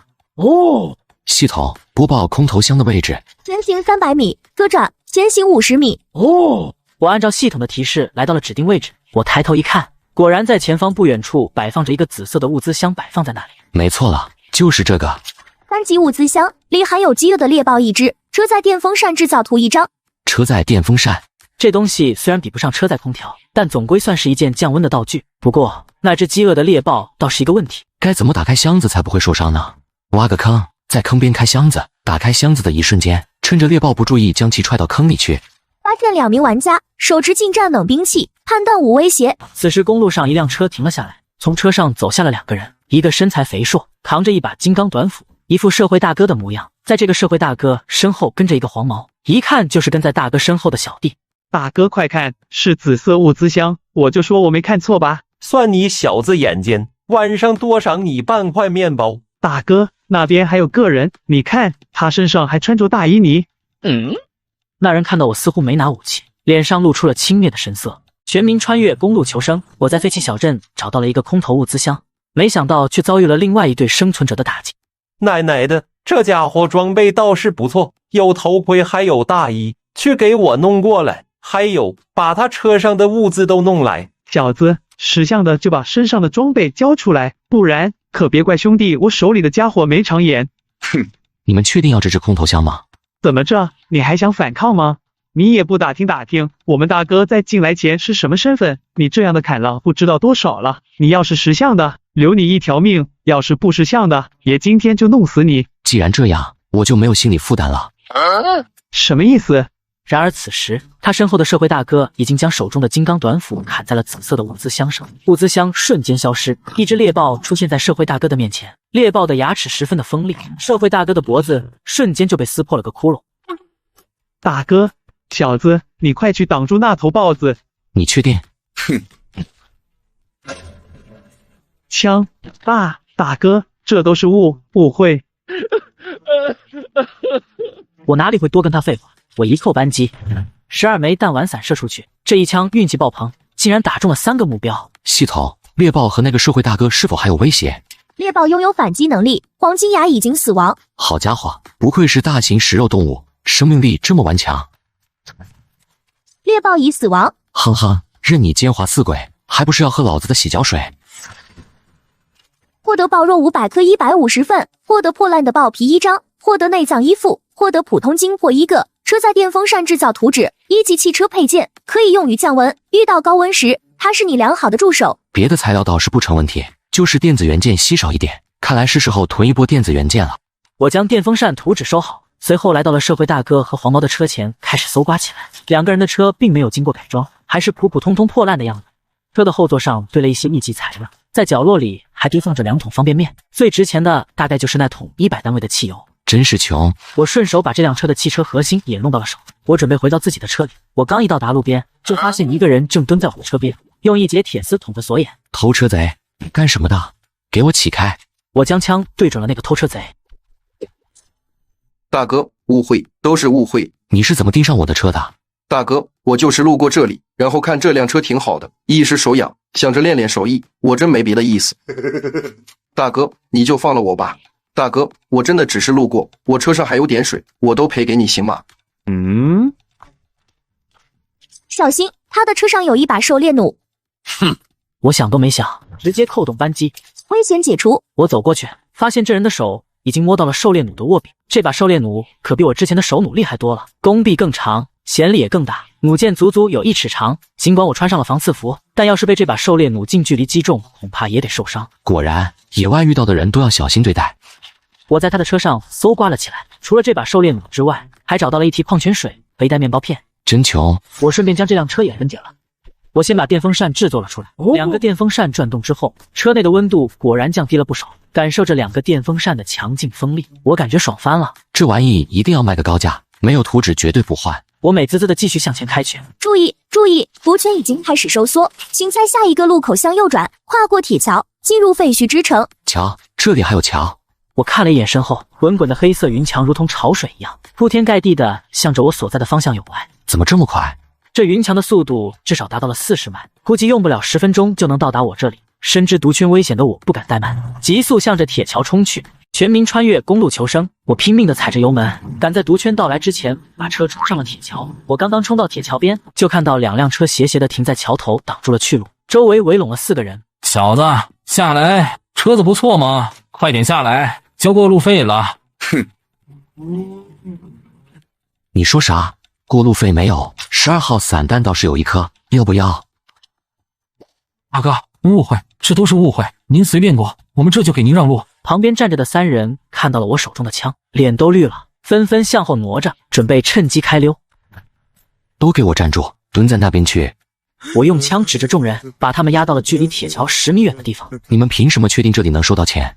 记住，想好了再说，别试图跟我耍心眼。大哥，我们进来之后开了个资源箱，弄到了一张地图，我们是根据地图确定这里是一条必经之路，所以才在这里设下收费的。地图呢？交出来！那领头大哥不敢怠慢，连忙把地图交了出来。我退开了几步，仔细地将地图展开。我所在的地方是在地图偏下的一个角落，几十条公路都会从这里汇聚，通过铁桥进入城市废墟。除了成片的建筑之外，地图上还标注了住宅区、工厂区、商业区、公园区、矿山区几个大区域。而且最引人注目的是，每个大区之中都有着一个橙色的宝箱符号。我操，橙色的宝箱，这得是什么等级？我决定一定要把这5个橙色宝箱拿到手。这张图还有谁知道吗？没有了，就我们几个知道。这种重要的事，我们哪会随便或人乱说啊？大哥，我把我知道的都说了，放了我吧。我看了一眼快速接近的黑云，立刻回到铁桥附近，将2辆车搜刮了一遍。2辆车里没什么值钱的东西，除了一些面包和矿泉水之外，最多的就是各种1级材料。有些过分的是，我还找到了2条丝袜和一本亚丝娜的同人本。这打劫的都是什么人？不过我还是把同人本收了起来，没别的意思，就是想要批判一下这些画师到底有多龌龊。我驾车穿过了大铁桥，进入了城市废墟。我看了看地图，离我最近的就是临近郊区的工厂区。那个位于工厂区的橙色宝箱就在距离这里3个街区的一座厂房里。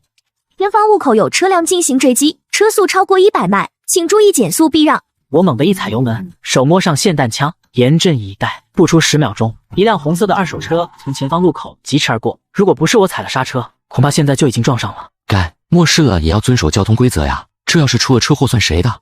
开这么快赶着投胎啊！我的话音还没落地，2辆白色的2手车也急速通过了路口。转了2个弯，我终于找到了对应的工厂。红色的砖墙，黑色的大铁门，和其他的工厂一样的破旧，任谁也不会猜到这里面居然隐藏着一个橙色宝箱。藏这么隐秘，要是没有地图谁找得到？厂房里面是一排排的生产线，各种机械众多，不过年深月久，早已锈烂不堪，我也看不出来这些是什么机器。宝箱到底在哪里呢？突然，我在一个大型的机器的顶端看到了一抹亮光。我抬头一看，一个橙色的物资箱正端端正正地摆放在机器的上方。看着橙色的箱子，我兴奋地笑了起来。紫色的箱子就给了我一个电风扇制作图纸，不知道橙色的箱子能开出来什么东西。小心，扎稳扶手，即将迎来撞击。撞击？什么撞击？不过我记得他后面好像还有2辆白色的车在追他。2辆白色的二手车轰然撞了进来，停在了我的面前。赶快滚，不然连你小子一起砍了！哼！你看物资箱怎么颜色这么怪，居然是橙色。卧槽，真是橙色的，说不定有极品呢。哎呦，没想到运气这么好，居然看到一个极品箱子。那个神，你给我站住，把手中的物资箱给我留下。哦，你确认要拿走这个？怎么着，你还不服气啊？不服练练，你是不是不服？来，我让你先动手。今天我要是让你不把箱子留下，我跟你姓。看到他的样子，我笑了。我从大衣下摆里伸出了雷明盾。我允许你重新组织一下语言。全民穿越公路求生。我在废弃工厂遇到了一伙开车打劫的劫匪，面对手持冷兵器的劫匪，我默默地掏出了怀里的霰弹枪。笑死了，居然还有人拿把假枪吓唬我，有本事你开枪啊！我要是害怕了，我是你儿子。爸爸。哼，我问你答，记住，你只有一次机会。如果我不满意，结果你懂。我懂，我懂。您尽管问，我一定知无不言，言无不尽。你们为什么要追他？他抢了一个紫色的空投箱，我们让他交出来，可是他不肯，我们这才一路追击。就一个紫色的空投箱，你们就这么一直追，值得吗？怎么不值得？那可是紫色的空投箱，我们平时开的都是白色的物资箱，蓝色的只见过2次，好不容易看到一次紫色的，还不拼命抢回来？除了这个，你们还抢过几个人？没有，这绝对是第一个，我们绝对没想过别人。他这一伸手，瞬间从身上掉下了7、8个钱包。我捡起了其中一个钱包，打开翻看，里面装着一个女子的身份证和照片，看起来清纯可爱。我刚才说什么来着？爸爸，你听我狡辩。花言巧语去和死神说吧。我来到了红色二手车前，查看里面的情况。我从红色二手车的侧门望过去，发现车主是一个20多岁的男青年，此时正趴在方向盘上，挡风玻璃彻底破碎了，一块锋利的玻璃碎片刺穿了他的胸口。看到这种伤势，我知道这个人是没救了。还有什么遗言吗？又或者我可以让你走的没有痛苦？麻烦你帮我把这个交给我妹妹。你为什么不自己交？我记得区域频道里的人可以互相转交物品。我们不在一个频道，我妹妹叫赵婉婉，拜托。年轻男子说完这句话，脑袋一歪，绝气身亡。虽然不知道你叫什么名字，但是我尽力送到。如果遇不见，你也不要怪我。对了，你车里的物资应该用不到了，就当是报酬好了。我打开了副驾驶，将那个紫色的物资箱也拿了出来。系统检测一下这2个物资箱里都有什么。橙色物资箱里装的是图纸1张，高级玻璃4单位，高级塑料4单位，高级金属锭4单位，高级电子元件1单位。紫色物资箱里装的是牛奶1箱，战斧牛排1份，施德基全家桶1份。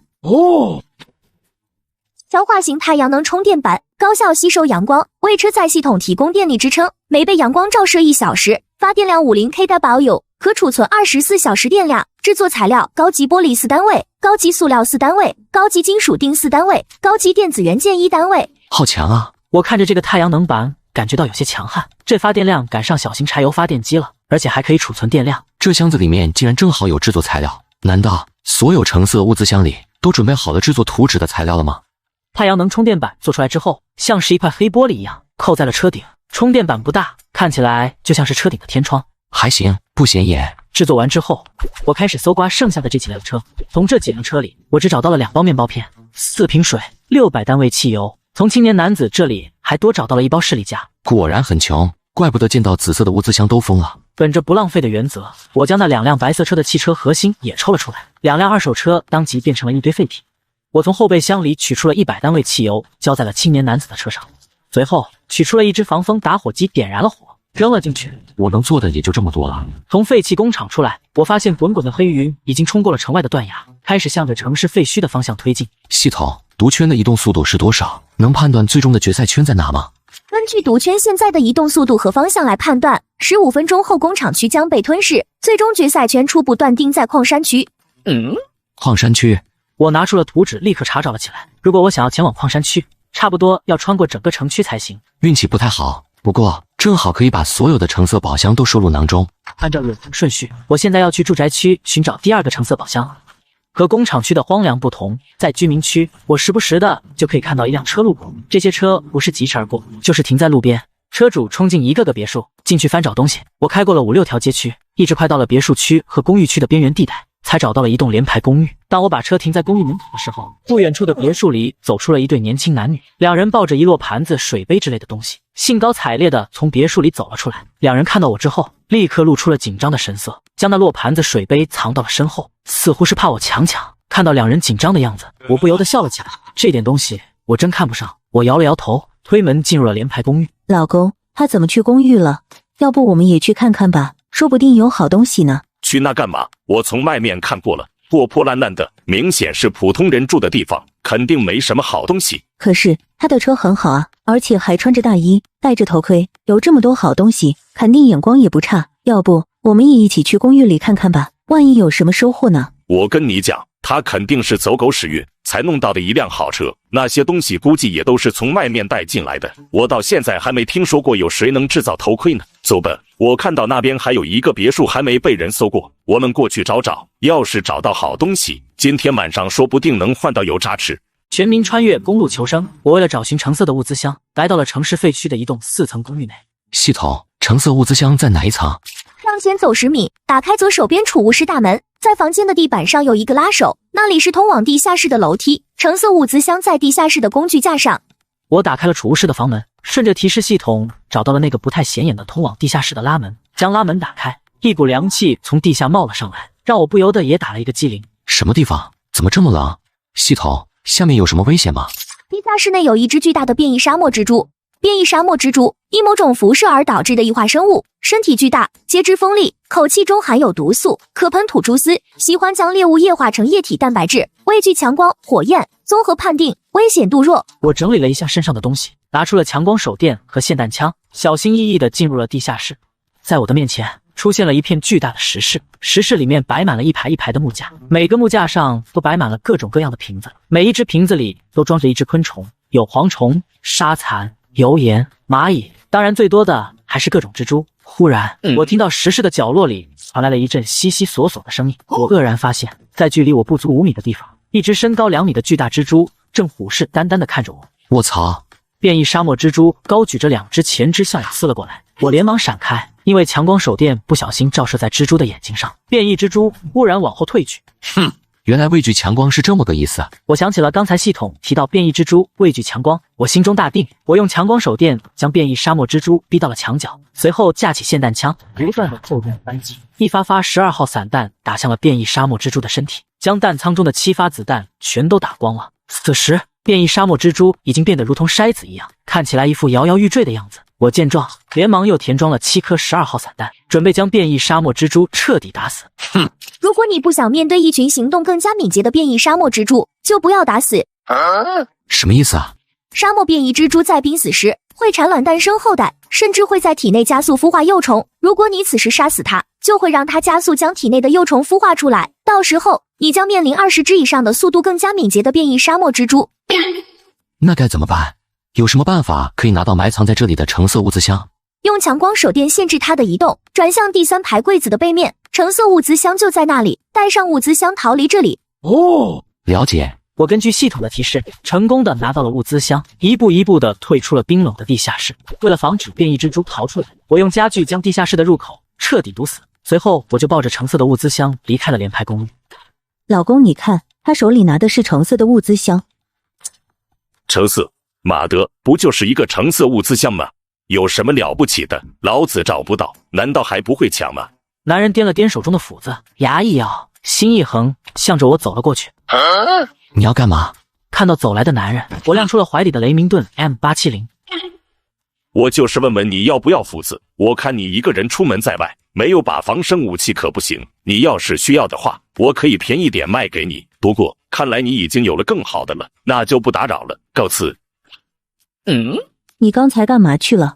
你说他在那公寓里找到了橙色物资箱，哪里会不会还有什么好东西？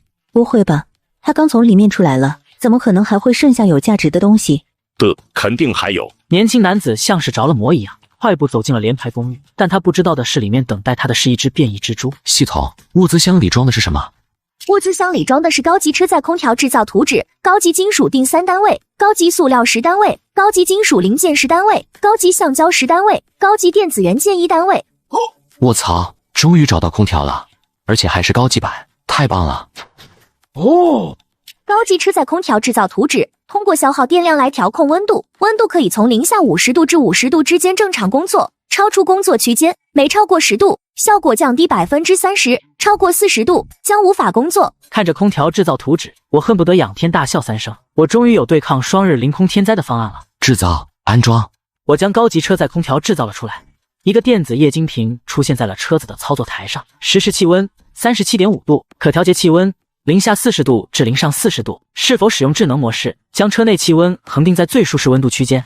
注意，使用此模式将增加10%的耗电量，本机正常耗电量1000瓦小时。使用。高级车载空调开始工作，一阵阵冷风从空调机口吹了进来，让车内的气温以肉眼可见的速度降低了下来。我舒服地伸了一个懒腰，要是再来一杯加冰的可乐就更好了。对了，可乐我也有啊。我记得我在工厂里可是弄到过一份全家桶来着，里面正好配了3杯装的可乐。我立刻拿了一杯喝了一口，2氧化碳所形成的气泡瞬间充满了口腔里。爽，走着，老子一定要把剩下的几个橙色物资箱都拿到手。我下一个目标是城市的中心商业区，全民穿越公路求生。我开着车来到了商业区，商业区比其他地方更加危险，不过我不在乎，霰弹枪下众生平等，谁敢挡我的路，我就把对方的韭菜根都拔了。城市中心的商业区满是一座座4、5层高的楼房，我在街道两旁看到了不少停在路边的车，许多人从一座座建筑进进出出，手里或多或少都拿着一些战利品。我转悠了一圈，发现确实没有什么有价值的东西，便开车直接冲向地图上标注的藏有橙色宝箱的建筑。在我到来的时候，门口已经停了2辆车了。系统，这里的橙色的物资箱被人拿到了吗？物资箱还停留在原地。那物资箱藏在哪里？3楼阁楼的箱子里。我把霰弹枪藏到怀里，走进了建筑之中。这栋建筑1楼是一个大堂一样的存在，我还看到了一个类似于前台的吧台，吧台两侧都是大理石的楼梯，上面铺着破烂不堪的地毯，在地毯上有着几个清楚的脚印，看样子有人上楼了。我谨慎起来，抓紧了手中的雷明盾，小心翼翼地向着第2层走去。我刚到1层半，就看到2层的楼梯口有3个人正在对峙。几位，天不早了，要打就赶紧打，要是不打就赶紧闪远点，别堵到行不？八嘎，滚开！不要打扰我们对决。我发现这人是个岛国人，立刻举起了藏在怀里的雷明盾。我刚才没听清楚，你重新说一遍。阁下对不起。一看就是老太君了，鞠躬都这么标准。阁下，请问让你站起来了吗？阁下，你的意思是土下座？我听说你们最诚恳的道歉方式是土下座，刚才怎么不用？你是不是看不起我？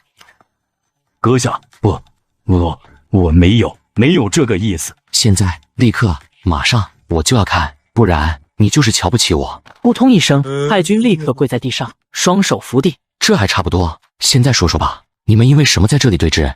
阁下，我面闭嘴。你说。大哥，我们是为了一件东西才对峙起来的。为了什么东西？就是他手里那把刀，本来是我们先找到的箱子，开箱子的时候，那把刀不小心滑出去了，刚好被他捡到了，我们要求他还给我们，他不肯，所以就对峙起来了。是这么回事吗？这东西本来就没有主人，我捡到的，当然是我的。那也就是说，他说的是真的了。阁下，哼！随后我就准备离开。大哥，刀你还没拿呢。一把破烂，你们愿意要就自己留着吧。我径直来到了3楼，两侧都是走廊，这里似乎是类似于办公室一样的存在。系统，通往阁楼的楼梯在哪里？人行第2个房间，在角落里你能看到一根拉绳，那是打开楼梯的开关。藏得还真够隐秘的。我按照系统的提示来到了房间内，用力拉了一下绳子，一架伸缩的木质楼梯从天花板里摔了出来。楼梯上就是阁楼，阁楼里满是灰尘。在阁楼的正中央，一个橙色的物资箱正放在那里，熠熠生光。我心中大喜，刚要上前收了物资箱。前方有陷阱，如果直走必然会受伤。陷阱在哪里？应该怎么规避？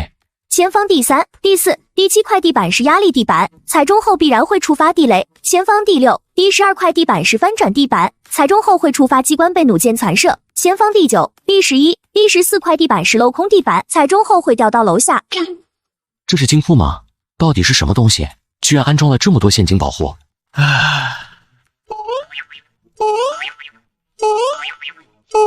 哼，这里面到底装的是个什么玩意？我拿着撬棍准备开箱子。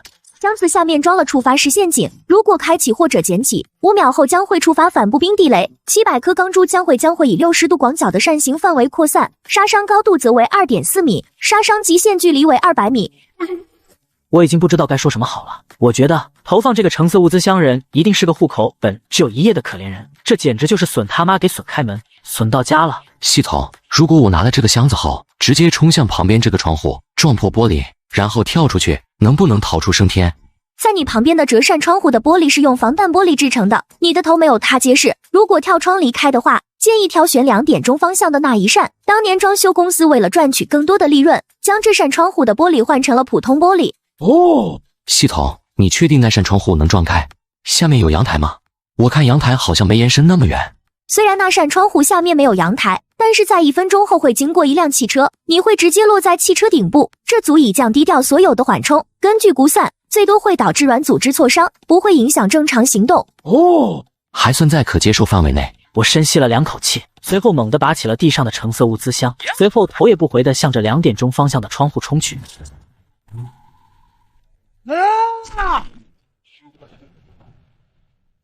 全民穿越公路求生，我为了拿到橙色物资箱，从楼顶一跃而下，摔倒了一辆车的车，但没有受伤。我开车扬长而去，而我不知道的是，这辆车正是苏木和苏琪2姐妹。姐，这个车顶该怎么处理啊？这大概不会漏水吧？苏木和苏琪2姐妹探讨车顶需不需要修理的时候，我已经逃到3个街区之外了。等到周围再也看不到一辆车之后，我才缓缓地将车停了下来，把橙色物资箱打开，看看收获了什么。获得高级车辆自动操控系统制造图纸，获得高级金属锭2单位，高级金属零件10单位，高级电子元件20单位，高级橡胶10单位，高级玻璃2单位，高级塑料2单位。车辆自动操控系统，这是什么玩意？能自动驾驶、自动泊车？高级车辆自动操控系统，特殊车辆配件，拥有高级人工智能，包括自动驾驶、自动泊车、监控安全、防锁防盗、调配能量供给等。不赖嘛！我顿时就乐得合不拢嘴。制造。一眨眼的功夫，车子的操控区就又多了一块显示屏。中午好，指挥官，高级车辆自动操控系统向您报道。为了便于称呼，您可以给我起一个新的名字。请问我的新名字是？这个要不就叫小爱同学。小爱同学向您报道。这时，显示屏的下方弹出了一个托盘，里面装了一只智能手环。指挥官，这是远程操控的智能手环，无线光照双充电模式，通讯范围30公里。利用它，您可以远程与我保持沟通，获得车辆的实时状况。那如果别人获得了手环，会不会偷取车辆的操控权？指挥官可以放心，小爱同学可是高级人工智能系统，会进行面容、瞳孔、声音3重判定，不会出现的盗取控制权的事情发生。那就好。我将手环戴在手上，看了看面板，上面除了车辆状况之外，居然还有我的一些身体状况。我此时的状态是轻微缺水和亚健康，身体的一些指标都低于正常的健康状态。看来最近身体变差了呀。我看了看时间，现在已经到了中午。既然身体变差了，那就好好的吃顿好的弥补一下吧。我下了车，点上炉子，开始准备做饭。算了，大中午的就简单对付一口吧，来个韭菜炒鸡蛋，一个卤肉片，再来一个爆炒腰花，一个溜肥肠就可以了。我将几样容易坏的食材拿了出来，开始烹饪起来。4个菜很快就做好了。至于主食嘛，没有大面，就只能做了1碗手擀面，溜肥肠的汤汁拌在手擀面里，味道简直绝了。我呼噜呼噜吃了2碗面，将4盘菜吃了大半，这才揉着圆鼓鼓的肚子舒服地躺在了椅子上。吃饱了闲着没事，我这才打开了区域频道，看看有什么东西可以收一下。我刚一打开区域频道，几封私信就弹了出来。我一看，居然都是苏木、苏琪2姐妹的，苏琪的比较多，足足有6封。跟你讲个事，今天我们收集到了不少餐具，里面还有不少是银器呢。看雕花肯定是贵族用的，你要不要看在熟人的面上给你打个折？今天真倒霉，车好好的停在路边，结果跳下来一个人，把我们的车顶给踩出来2个脚印，可把我给气坏了。我去追吧，可是这人跑得飞快，一眨眼就不见了。祝他以后吃方便面没有料包，薯片全是碎片，瓜子全是空心，吃苹果看到半只虫子。我擦了擦额头上的汗，继续向下看。大帅哥，我们的中午饭呢？饭，老娘的饭呢？我快要饿死了！我要是饿死了，变成厉鬼也要去找你。有些心虚的我连忙煮了2碗面条，并把剩下的那4个菜分装到盘子，给2人游了过去。今天怎么这么丰盛？发财了！弄到点好东西庆祝一下。对了，这个给你们，可以修复车的所有损伤，至于要不要用，你们自己决定。我做了一个汽车修理包发给了2人。哇，汽车修理包，这玩意我记得好像需要不少资源才能做出来吧？你怎么这么大方，居然拿出这个了？要多少钱？要不我把造这玩意需要的物资补给你。算了，你们也不宽裕，就当试验了。如果你们能帮我拉几个客户来就更好了。本来就是我踩坏他们的车在先，这个修理包就当赔偿了。行，我帮你在频道上问问，如果有人车坏了，我就把他们介绍给你，随便坑，不用顾及我，反正都不是我朋友。将苏家姐妹对付过去后，我开始翻看区域频道，我发现今天的死亡率也不低，至少有20几个是因为在毒圈中停留太久而死亡的。不过更多的则是死在自己人手里，光是死亡的就足足有200多人，伤者更多。我所能做的就是把上午弄到的各种武器挂了上去，同时我也再次开启了消炎药代工的服务。我将这些东西挂到了交易平台，顿时引起了轩然大波。卧槽，大佬就是大佬，果然牛逼，居然一下子挂了这么多武器到平台上。你们发现没有，大刀挂上来的武器每样都只有几把，只有受了长毛是人批量发上来的。这说明啥？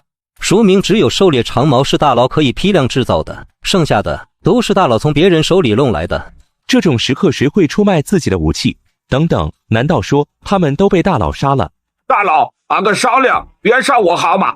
你下午出现在哪个区域，我绝对绕着走。居然杀了这么多人，简直是太残暴了！难道我们玩家不应该团结起来一起应对天灾吗？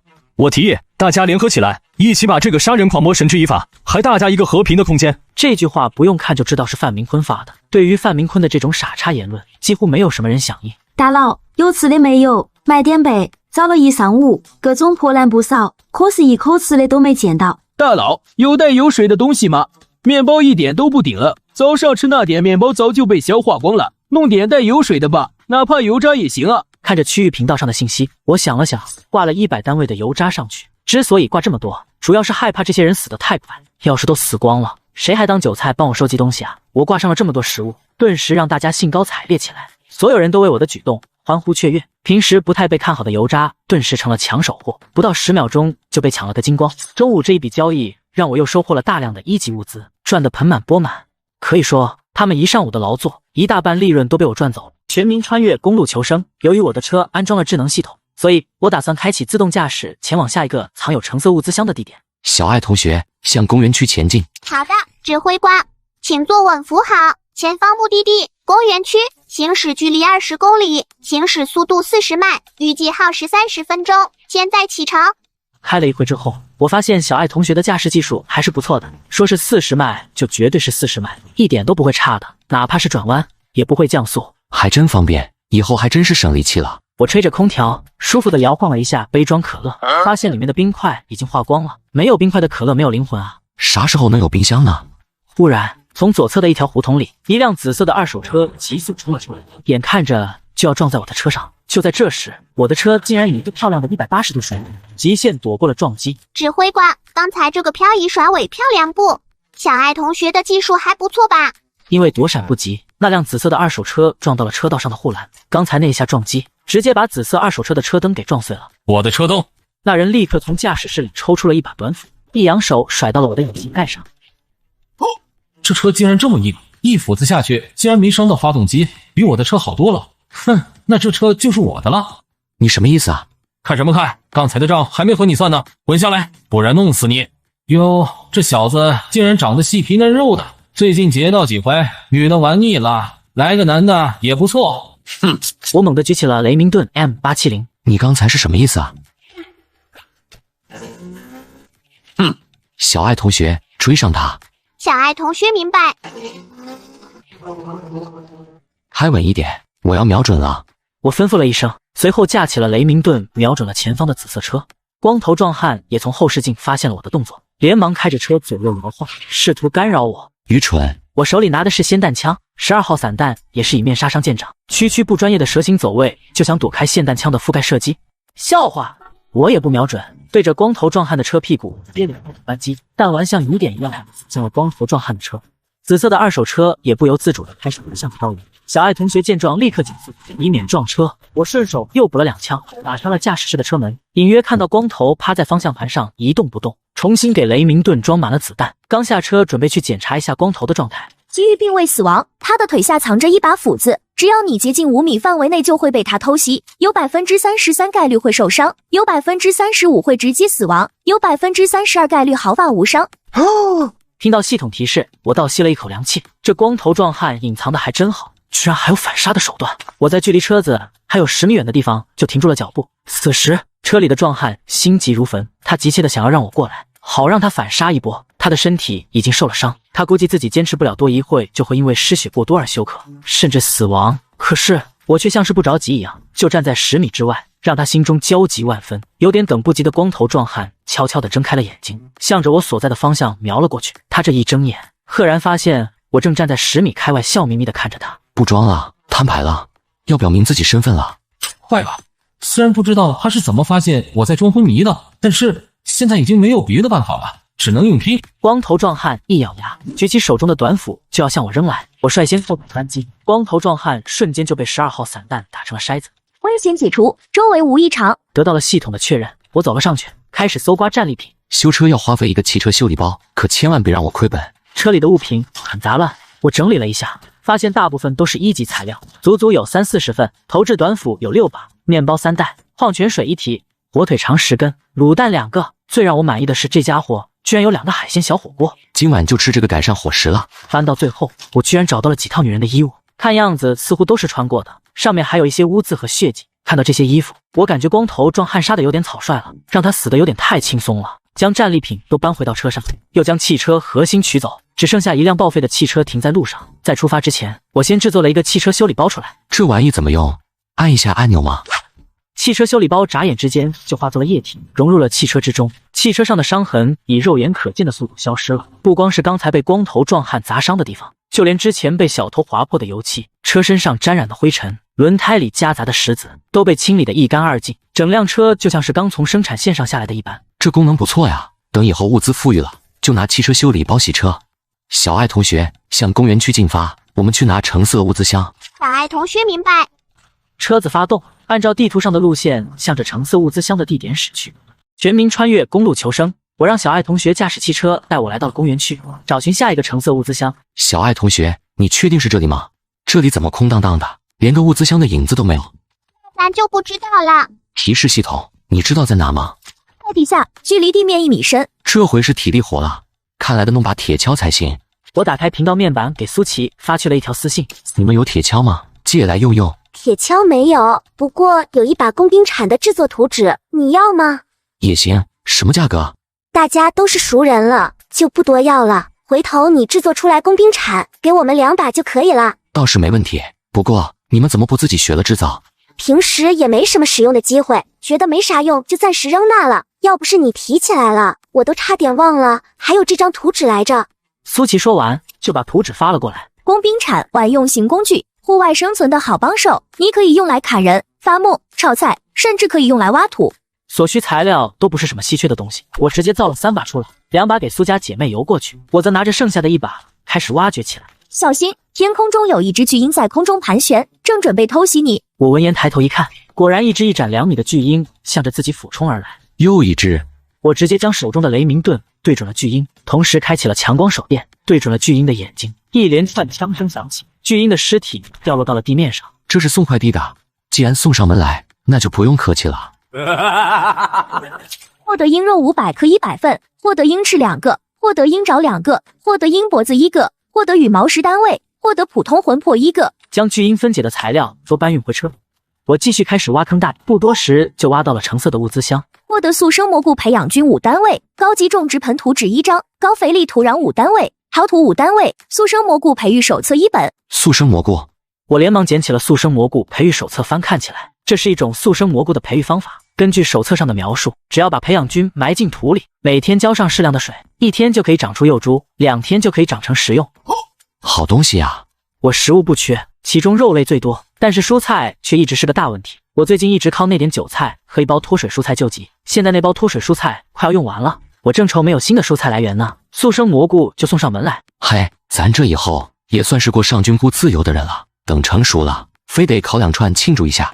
我连忙把这些搬回到车里，随后直接做了5个高级种植盆出来。我按照培育手册上面的提示，将高肥力土壤倒进种植盆里，随后在中间挖个洞，倒进去一些蘑菇的培养菌，压实土，浇水，起火。忙完这些，我躺在座椅上准备休息休息。我刚刚打开区域频道，就被不断刷屏的死亡信息惊呆了。发生了什么事？怎么一下子死了300多人？看了一会，我的眉头皱了起来。几乎90%以上的死亡者都是变异沙漠蜘蛛造成的。上午我还打伤了一只变异沙漠蜘蛛，要不是估计打死对方后会爆出更多的小蜘蛛，我可能就将它弄死了。大家快离开商业区，从南面出现了好多大蜘蛛，这些蜘蛛比桌子还大，而且这东西居然吃人，大家快躲远点，越野越好。真的假的？桌子大小的蜘蛛，怎么可能会有蜘蛛长这么大？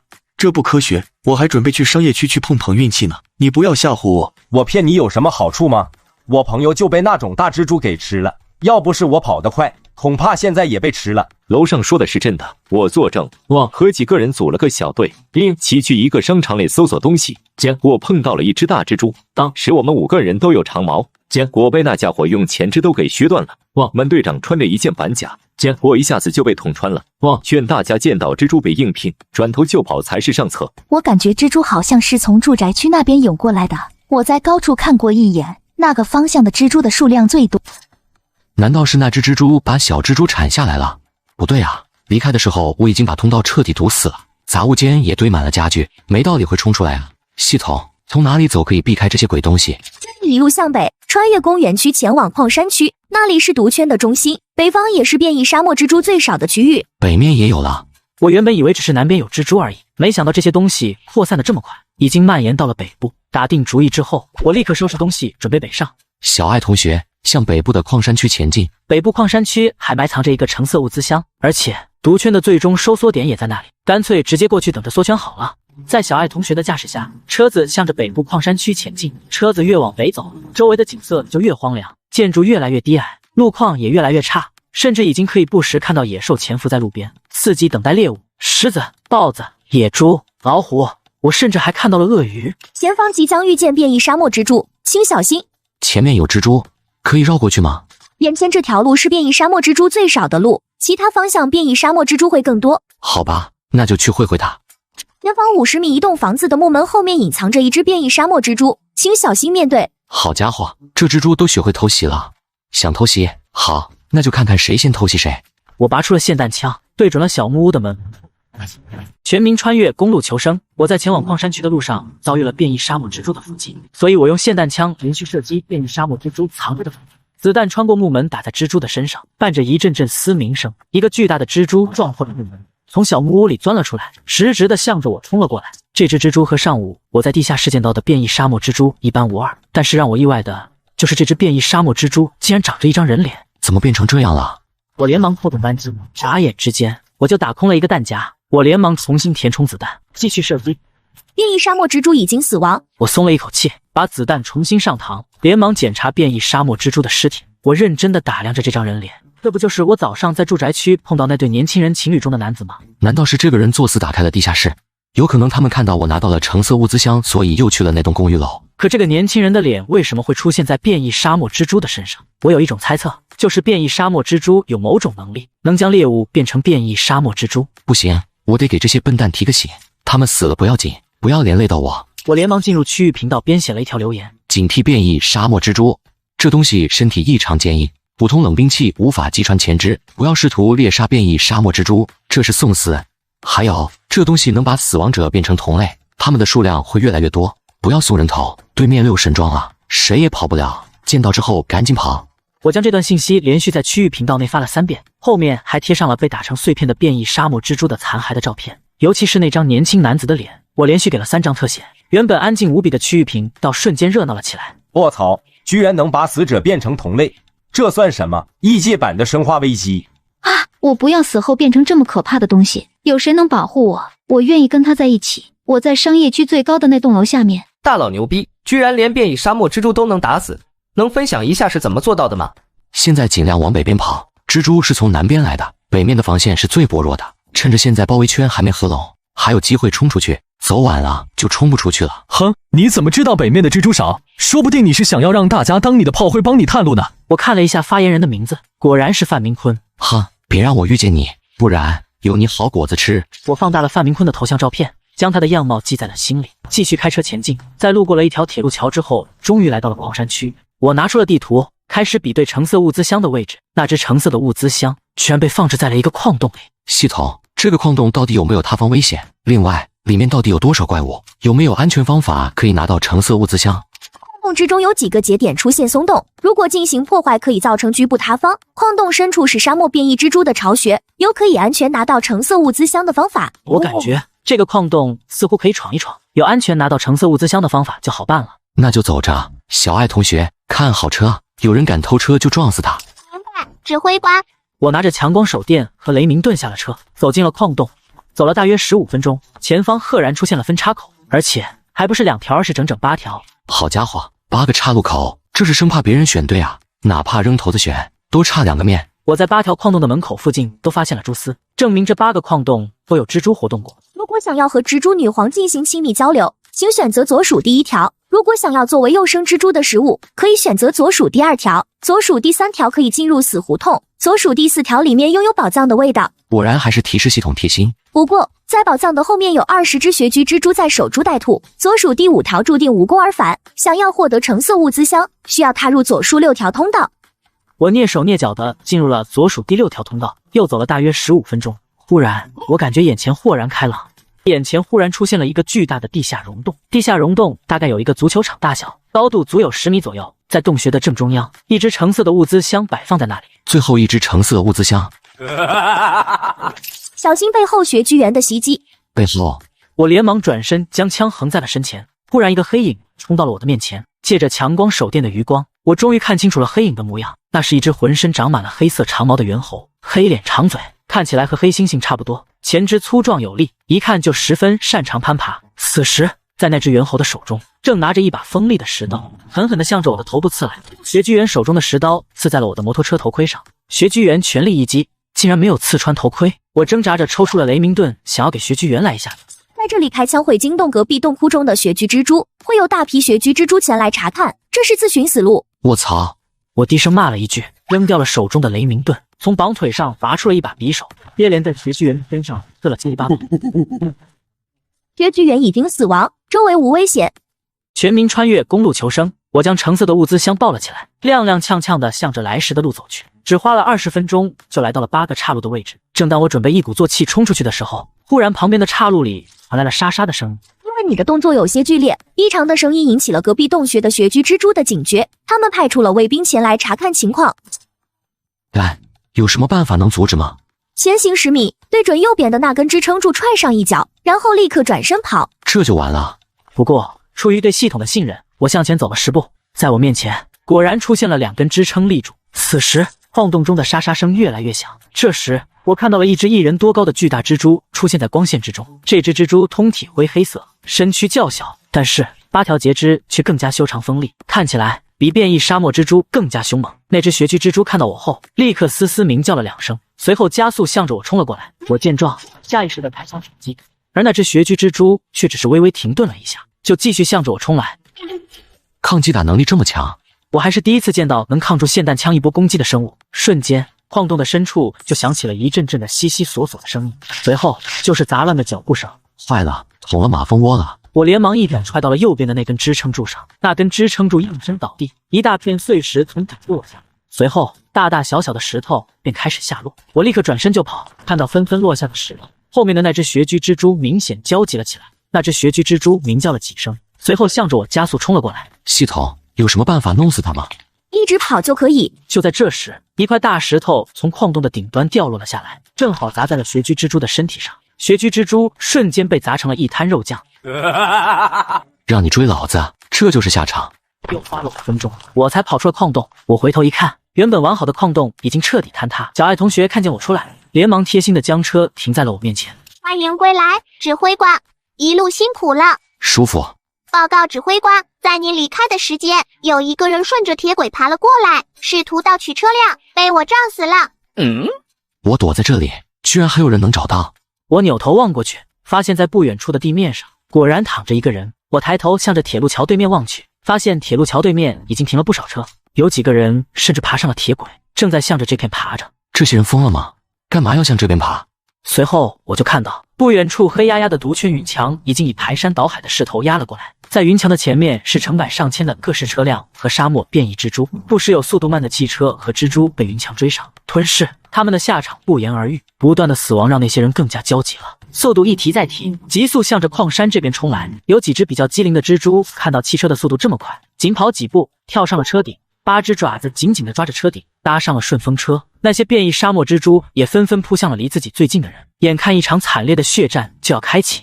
忽然，一道道白光从天空中照射了下来，一道声音响起：拉力赛结束，所有车辆将被送回至出发地点，传送中。一辆辆汽车在白光中消失不见，而那些变异沙漠蜘蛛则被留在了原地。我只觉得眼前白光一闪，我就重新出现在了公路上，仍然是熟悉的双向公路，道路仍然是熟悉的沙漠风景。老子的脑子一定是有问题了，才会对这种鬼地方有亲切感。随后我便打开了最后一个橙色的物资箱，想要看看里面到底是什么东西。获得防弹玻璃制造图，获得高级玻璃12单位，获得防弹车体制造图，获得高级金属锭40单位，获得东坡肉1份，获得生命之水1箱6瓶96度伏特加。看着这些东西，我心中美滋滋的。将物资整理完，我开始制造防弹玻璃和防弹车体。检测到原车已加装了钢体车架与降光玻璃，可选择进行替换或者融合。替换或者融合，能具体说说吗？替换便是将新的配件替换掉旧有的配件，而融合就是新配件融合旧配件，融合后兼具新旧配件的特点，新玩家根据自身需求进行选择。选择融合。随着一道白光闪过，新的配件和旧有配件融合在了一起，玻璃看起来没什么太大变化，似乎比之前更加厚重了一些，车门倒是明显更加厚重了。我尝试着向着车门打了2枪，12号散弹甚至没有在车门上留下一点痕迹。不错不错，这样一来，就算别人有枪，我也不害怕了。制作完防弹车体之后，我盘点着自己今天的收获。今天的拉力赛，我一共弄到了5个橙色物资箱，1个紫色物资箱，卖了上百把武器，得到了车载空调1台，速生蘑菇6盆，太阳能充电板1块，防弹车体，小爱同学1只，以及各种1级、2级物资若干，可以说是大丰收。今天收获不错，就吃点好的吧。全民穿越公路求生。当其他生存者刚从死亡的恐惧中缓过神来的时候，我已经煮上了1大锅面条，并且用肥而不腻入口即化的东坡肉做浇头，又加了卤肉和脱水蔬菜。苏木和苏琪那份也浇上了卤肉块。把姐妹俩的那份发过去之后，我一边吃着东坡肉，一边打开区域频道看上面的人聊天。我看了一眼区域频道的人数，今天这一场比赛就死了将近800人。我从头到尾翻了一遍，发现确实有人在活动里弄到了好东西，但是只是很少一部分人，绝大多数人拿到的都是木料、布料这种普通的1级材料，而且因为太多人拿到了这种材料，以至于这2种材料的价格大幅度缩水。很多生存者主动降价，就是为了先把手里的物资卖出去，换取自己所需要的食物和水。此刻我心里琢磨着，这或许是一个囤积材料的好机会，反正我手里食物也不缺。想到这里，我交易频道上挂上了交易信息，短短几分钟内，我的后车厢就被交易来的各种布料和木料堆满了。我连忙把一部分布料做成了防晒服，用来减少占地空间，但是很快又被新收进来的材料堆满了。此时车里重新被堆得满满当当的。干了，这车的空间也太小了，才装了这么点东西，怎么又装满了？太多了，太多了，要塞不下了。我只能又给苏家姐妹发去了私信。还有没有增车内储存空间的图纸？我收几张，物资太多了，装不下了。你说的这是人话？还收购几张？你当汽车配件类的图纸是大白菜吗？想要几张就几张，就1张，增加10立方米的要不要？哦，要，10立方米还行，凑合用吧，至少今天晚上有地方睡觉了。看在今天晚饭的份上，算你便宜点，1把手弩，50支弩箭，外加明天3餐有肉。车厢改造图纸，1级汽车配件，使用后扩大车厢空间10立方米，需求金属锭20单位，金属零件40单位，1级橡胶20单位。制造瞬间，车内空间增大了10立方米，空间变得不那么拥挤了。刚才差点就被撑爆了。随后我就制造了1把手弩给苏琪发了过去。3餐有肉没问题，不过怎么想起多要1把手弩了？而且不是给你配了10支弩箭吗？别提了，遇到了几个混混，感觉1支手弩威慑力不够，想要再添点。弩箭对付那些大蜘蛛的时候浪费了不少。对了，你有手枪吗？如果有的话，给我来1把。手弩的威力还是有点小，没有手枪可靠。那玩意我还在找呢，等有了图纸，我一定通知你。我看了看身边的霰弹枪，我暂时还没有扩散火器的想法，把手弩卖给他们姐妹已经是极限了。而且我最近也确实想要弄一把手枪来玩玩。这样吗？那就等你好消息吧。对了，你要不要电风扇？一台车可以装2台，现在下单还赠送一个温度计，要求不高，拿我感兴趣的图纸来换就行。苏家姐妹在我眼里就是图纸印刷机。今天经历了这么大一个活动，要说手里没有好图纸，我是不相信的。电风扇？你说的是真的？你真的弄到电风扇了？给我看看。那可不，我这里就装着呢，给你看看。我拍了2张电风扇的照片发了过去。当然，空调这种东西，我就没有让它出现在镜头里。你等着，我这就和我姐姐商量一下。没过一会，苏琪就把图纸的照片发了过来，而且不是1张，而是3张，分别是车灯制造图、坚固保险杠制造图、油电两用发动机制造图。就这3张制造图，你挑1张吧。前2张制造图我都已经有了，所以直接滤过了。我直接将目光落在了第3张制造图上。油电两用发动机制造图，2级汽车配件，可以使用汽油和电力2种动力，极限速度200迈，制作材料金属定时单位，金属零件40单位，中级电子元件1单位。我现在有了太阳能充电板，正愁多余的电量没地方用呢。有了油电两用发动机，我就可以把大量的汽油节省下来，平时完全可以依靠纯电力运行汽车。当别人还要小心翼翼地计算油量的时候，我完全可以不计消耗，任性的让小爱同学一直开下去。反正太阳能电量十分充足，足够我挥霍了。就发动机图纸了，这是2个电扇，交换吧。这玩意怎么安装？发现车载电风扇，是否安装？安装，真舒服，终于吹到电风扇了。再晚一会，恐怕我就要被热死了。看到妹妹这副样子，苏木不由得摇了摇头。苏琪在开心的吹电风扇，我则在制作油电两用发动机，各种材料都是现成的，我直接制作了出来。随后，油电两用发动机与增压发动机融合为一体。与之前不同的是，油电两用发动机是2级配件，最高速从100码增加到了200码，系统还保留了瞬间增速100码的特效。也就是说，现在我的车极限速度是300码，比其他的2级车快了30%。真想知道3级车是个什么样子。弄完了发动机的事情，我在交易频道挂上了一个汽车修理包，标上了一个99999升水的天价。出售汽车修理包，能一键修复汽车所有损伤，有意者私聊，只限制造图纸。注意，只限制造图纸。我把汽车修理包的效果说明贴图贴出来后，区域频道里的气氛瞬间就狂热了起来。经过了1天的拉力赛，尤其是最后那一场变异沙漠蜘蛛大逃杀，大家的车或多或少都有一些损伤，因此一看到有能修复汽车的工具，这些人都疯了。也有很多人发来了私信，其中有一个人居然拿出了一张雕像的制作图。战争女神的守护雕像，2级汽车配件，装备后一定程度上降低猛兽袭击的概率。制作材料中级木料2单位，普通精魄1个，摆放要求2级车辆。我知道你是一个物资很丰富的人，你能帮我搞到一些酒吗？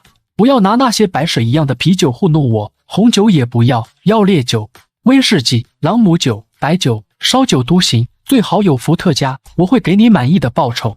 我将对方的照片点开看了一眼，居然是个俄国人，这就合理多了。全民穿越公路求生，为了能喝到96度的伏特加，战斗民族毛子哥直接徒手打死了一头熊。这东西你应该认识吧？生命之水，96度的伏特加，拿出你的报价。我亲爱的达瓦里士，我就知道你一定有办法的，你一定要把它卖给我，没有它我就要死了。那么你的报价？你等等，我一定会给你满意的答复的，千万不要卖给别人。我也不着急，先把另外几笔生意先做了。有个人拿出了高级包皮刀和特战服的图纸，交易达成后，我直接做了出来。高级包皮刀比普通包皮刀更加精致，也更加锋利，而特战服则和特战靴一样，都是黑色，防护级别比防刺服高出了不止1个级别。要是再弄个特战头盔就齐活了。不一会，毛子哥的回信就发了过来，300斤熊肉，1颗心脏，外加2个熊掌当搭头。我听说你们最喜欢吃这个，这个价格可以了吧？你居然打死了一头熊，你有枪？打这玩意还用枪？那天我喝多了，这玩意敲我车窗，我这人起床气比较大，就下车揍了一顿。谁想到这玩意这么不抗揍，居然被打死了。我吃了一部分，剩下的都在这里了。这些换1瓶生命之水够了吧？这家伙战斗力太猛了，徒手干死一头黑熊，这谁能受得了？果然不愧是战斗民族。我愉快地接受了交易，用1个汽车修理包和1瓶生命之水换到了战争女神的守护制造图和300斤熊肉外加1颗熊心俩熊掌。熊肉还新鲜，根据我目测应该是今天早上刚杀的，没别的说的，我直接将其做成了香肠。熊心切一切，爆炒最好吃。至于熊掌这玩意我不会做，只好暂时扔在一边。搞定了这些东西之后，我想了想，给苏木发了信息，把战争女神的守护的制造图发了过去。想要这个吗？苏木做事确实比苏琪稳重很多。过了一会，苏木就发来一张图纸的图片。制冰机电器利用纯净水制作冰块和冰沙，制作材料金属第1单位，金属零件10单位，玻璃5单位，电子元件1单位。别试图讲价，你知道这东西的价值。几天后就是双日凌空，你可以用这个赚一大笔。果然姐姐就是没有妹妹可爱，太精明了。可是这玩意需要消耗水。你的战争女神守护也不是100%杜绝猛兽袭击，只是降低几率。既然前景这么好，你怎么不自己卖？我已经做了1台，这是多余的。我操！富婆，范，最多再加1台涮烤2用炉，冰块生意我们合伙平分，私下定价，谁接到生意就是谁的。哦，成交。我成功弄到了制冰机和涮烤2用炉，让我比较惊喜的是，这个涮烤2用炉居然是用电的，刚好我不缺电。我看了看这个涮烤2用炉，觉得用这玩意一边烤肉一边涮羊肉一定特别的美。完成了交易，我看了看区域频道，发现上面没有什么有用的信息，便躺了下来。小爱同学，关灯睡觉。指挥官晚安。屏幕的光暗淡了下去，这一夜并没有遇到猛兽袭击，然而我却被汽车的晃动弄醒了。小爱同学，你开车啊？早安，指挥官。我发现路上有一只野兔，我觉得指挥官肯定想吃一顿兔肉早餐，就把那只兔子压死了。兔那么可爱，你真是干得漂亮。我下了车，发现一只兔子倒在了车轮下，这算是送上门的福利吗？我拿出高级包皮刀，刺入了兔子的体内，获得兔肉500克4份，获得兔头1个，获得完成兔皮1张，获得普通惊魂1个。4斤肉，挺肥的呀。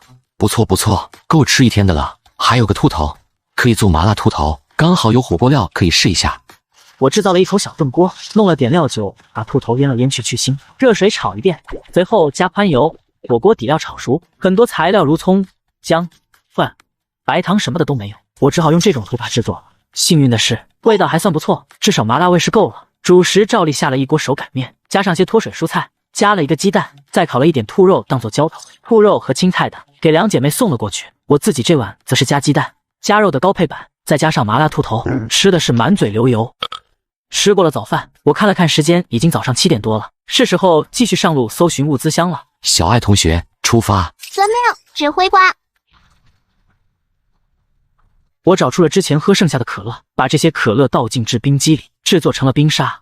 尝了一口，一股冰凉的感觉从嘴里一直透入心肺，爽，这才叫生活。我捧着冰沙，看着窗外不断后退的荒漠，感觉自己仿佛在西部的戈壁滩上自驾游。指挥官，前方发现一个物资箱，请问是否接近？靠过去看看是个什么东西，希望今天能开门红。前方发现蓝色物资箱，箱中一只母鸡，一袋20公斤大米，母鸡十分活跃，请准备好捕捉道具和饲养的铁笼。母鸡和大米能做黄焖鸡米饭了。不过很快我就将这个想法压了下去，好好养着，以后鸡蛋的来源就有了，每天一个煎鸡蛋不香吗？我翻找着自己的物资，看看有没有什么能当做捕捉工具的东西。翻着翻着，我眼睛一亮，我翻出来之前制造的防晒网，这是专门用来降低光线、降低车内热度的。我将防晒网张开，将整个物资箱罩上，检查了一番，确认没有死角之后，才小心翼翼地打开了物资箱。一只肥硕的母鸡从箱子里跳了出来，奋力地扑腾着翅膀，向着远处窜去。老子准备了这么长时间，还能让你跑了？我一脚踩在了防晒网上，刚飞出去的母鸡瞬间被防晒网拉了回来。你干嘛？还没等它反应过来，就被我带着防晒网一把抓了回来，随后直接扔进了车里。至于那袋大米，也被我扔进了车里。我看着手中白花花的大米，美极了。吃了这么多天面食，终于可以换换口味了。全民穿越公路求生，我盛了2碗大米出来，加好水，将其架在了锅上，用小火慢煮。我又从物资里翻出了几块卤肉，几片脱水蔬菜放了进去。等米饭煮好了，卤肉的汁也会渗入米饭之中，那样的米饭才最好吃。将铁锅放在炉子上慢慢煮着，我将目光瞄向了母鸡。我看了看车厢里，并没有什么合适关机的地方。这玩意关在哪呢？我的目光落在了陶瓷烧烤炉上，这玩意通体封闭，高度也足够，关个母鸡问题不大。而且这玩意也就是烤鹰翅的时候用了一次，现在一直扔在角落里吃灰，用来关母鸡倒是废物利用了。我将母鸡身上的防晒网一摘，我随手将其扔进了陶瓷烤炉里，随后一把盖上了盖子，这样就不会乱跑了。你干嘛？限时公路竞速赛活动正式开启，参与人员所有玩家，游戏开始倒计时，4分59秒。看到这则公告，我的眉头皱了起来。一场生存者间的厮杀又要展开。我想了想，在区域频道上喊了一句：“我挂一些汽车修理包和武器在交易频道，有需要的自己购买，防人之心不可无。”我说完，就在区域频道上挂上了20把狩猎长矛和50个汽车修理包。这些东西刚刚挂上去，不到1分钟就被人抢了个精光。大佬，汽车修理包还有没有了？我刚才手慢了一步，能不能卖我一个？大佬，有没有什么小巧一点的武器？长矛太大了，我用不了。大佬，有汽油吗？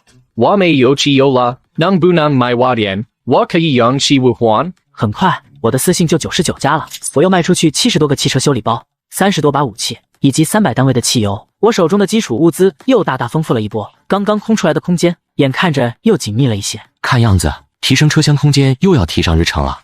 9点钟到，汽车竞速赛正式开始。伴随着游戏系统的声音，我感觉眼前的景物一阵的变换。我出现在了一条崭新的公路上，在我的身边停着上百辆汽车。怎么回事？怎么这么多汽车？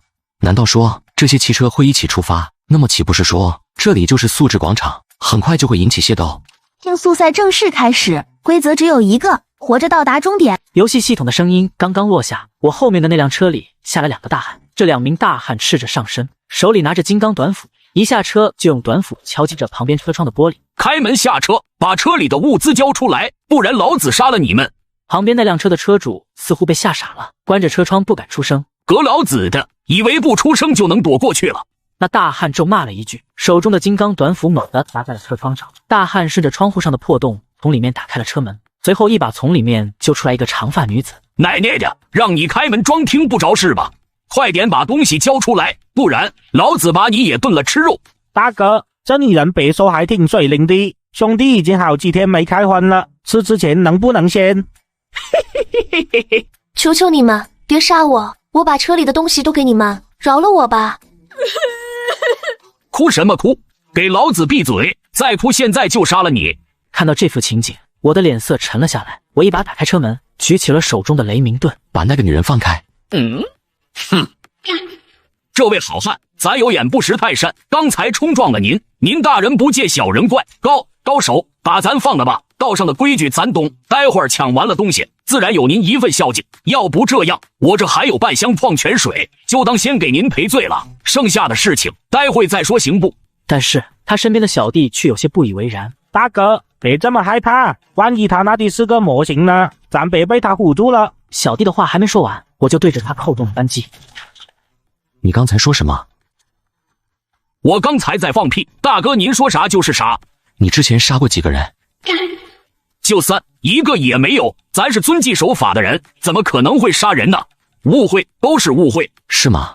我走到了壮汉的车前，朝着里面看了一眼，发现里面堆着一些物资，一团衣服塞在座位下面，在衣服下面露出了一只红色的高跟鞋。我扣动了扳机，壮汉的脑袋被轰了个粉碎，旁边那个长发女子不由得尖叫了起来。闭嘴！全民穿越公路求生，霰弹枪下人人平等。我朝天空开了2枪，随后冷冷地扫视着周围的车辆，整片空间瞬间安静下来。我今天在这里就说一件事，那就是不准随意抢劫，要是被我看到，就一个字，嘎！说完，我又朝着天空开了3枪。行了，天不早了，大家早点上路吧。记住，不准抢劫，否则哪怕到了终点，我也要嘎了你。不信走着瞧。小爱同学，出发！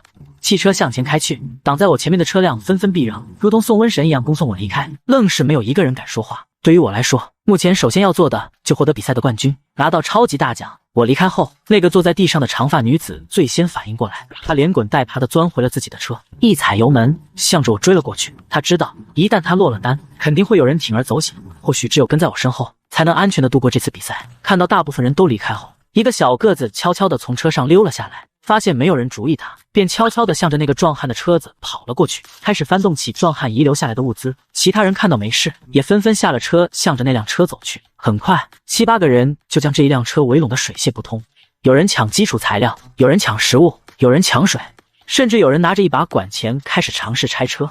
把水给我！一个胖子一把抢过了一个小个子手中的一瓶矿泉水。凭什么？这是我先找到的，还给我！小子，识相的滚远点，不然老子弄死你！马德，以前你们就都欺负我，看不起我，现在是末世了，没人管了，我还怕什么？敢动我，我就弄死你！你居然敢！周围的人见状，纷纷拿着自己的东西跑了。我看以后你们谁还敢欺负我！小个子站了起来，一只手拍到了旁边胖子的车。发现无主车辆，是否提取汽车核心？汽车核心？这是什么？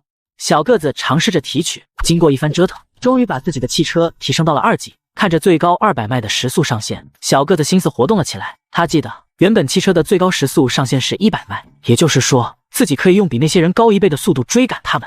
而且频道里还有一个每天都卖出大量食物和淡水的玩家，要是把他打劫了，自己岂不是能直接一波暴富？哼，你们给我等着，我要把你们一个个抓住，榨干你们身上的每一份物资。小爱同学，空调是不是调得太低了？报告指挥官，现在空调温度为24度，理论上为人类最佳体感温度。上调2度吧。遵命。对了，现在汽车的速度是多少？报告指挥官，按照正常的40迈巡航速度行驶。这条路上没有什么物资箱，只是偶尔会有空投，速度就不要这么慢了，先提到80迈吧，和后面那些人拉开些距离，哪怕路上遇到问题，也有回旋的时间。好的，指挥官。小爱同学提高了速度，车子缓缓增加到了80迈。我打开了区域频道，准备看看有什么信息。刚刚打开区域频道，一大堆信息就冒了出来。救命啊！有谁可以帮帮我？有人追我。谁追你？是野兽吗？不是一个玩家，他刚刚当着我的面把我的朋友嘎了，现在正开车在追我。有没有人来救救我？加速，把速度提升到100迈，这样他就追不上你了。我已经提升到100迈了，不过那家伙的车速比我的车速要快很多，他离我更近了，马上就要追上我了。果然，还是有人控制不住自己，开始狩猎同类了。我叹息了一声。1分钟后，一条红色的系统消息弹了出来：玩家张林死亡，死因刀嘎。假的吧？这个张林就是刚才求助的那个。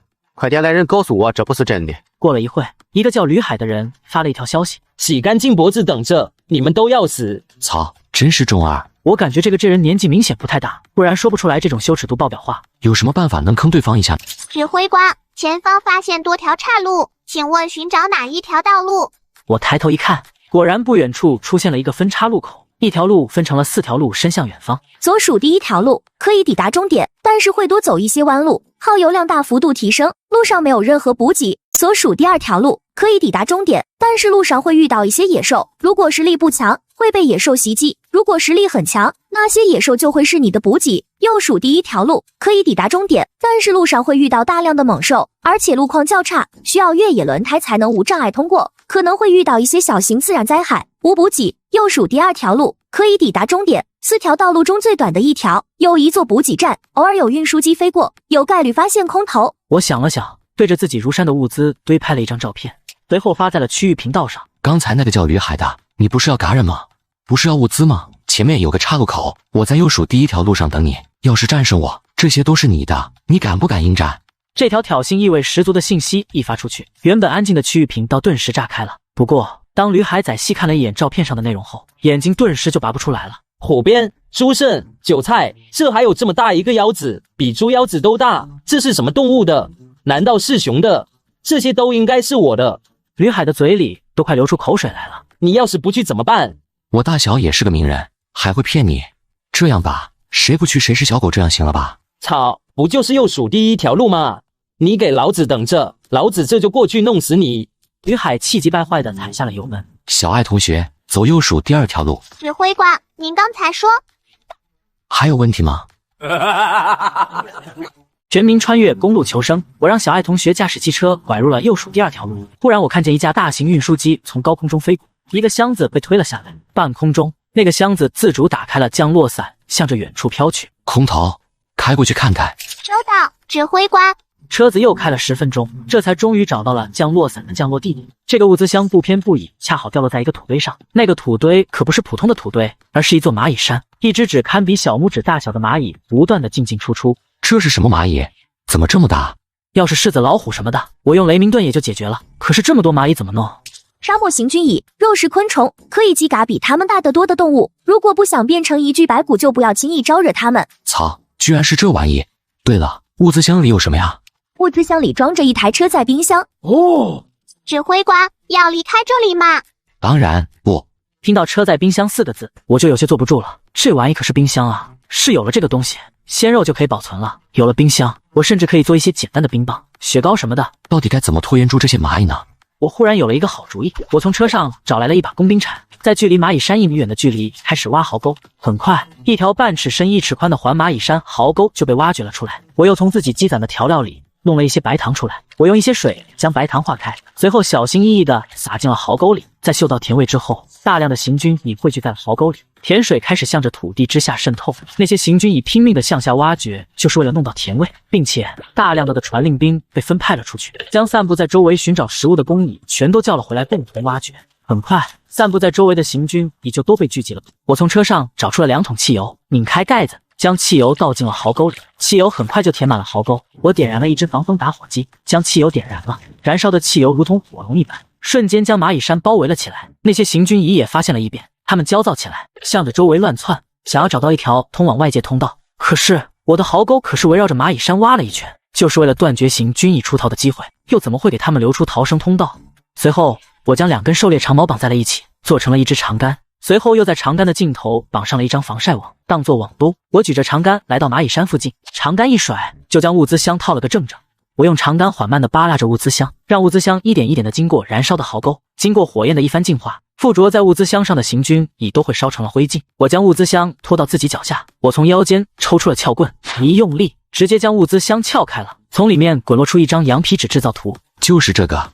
我兴奋地一把抓住了制造图，转身就跑，连长杆都不要了。此时火焰已经快要熄灭了，那些行军蚁又蠢蠢欲动起来。小爱同学，快开车，甩掉那些蚂蚁。此时那些行军蚁越发狂暴了，他们开始冲击火焰，试图用自己的身体扑灭火焰，为后面的同伴开路。收到，请指挥官放心，保证甩掉这些蚂蚁。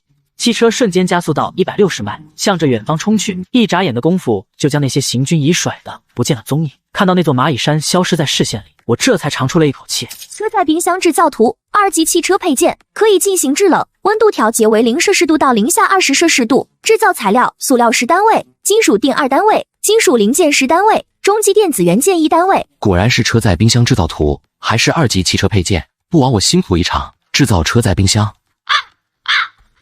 制造图纸并没有什么动静，怎么回事？难道出错了？缺乏中级电子元件，无法制造。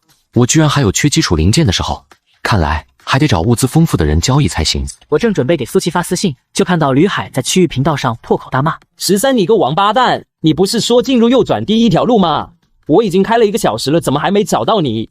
你个混蛋到底藏在哪里去了？敢不敢出来和我正面决斗？都说了，我是不会停下来等你的，我的时间很宝贵，哪有时间和你浪费？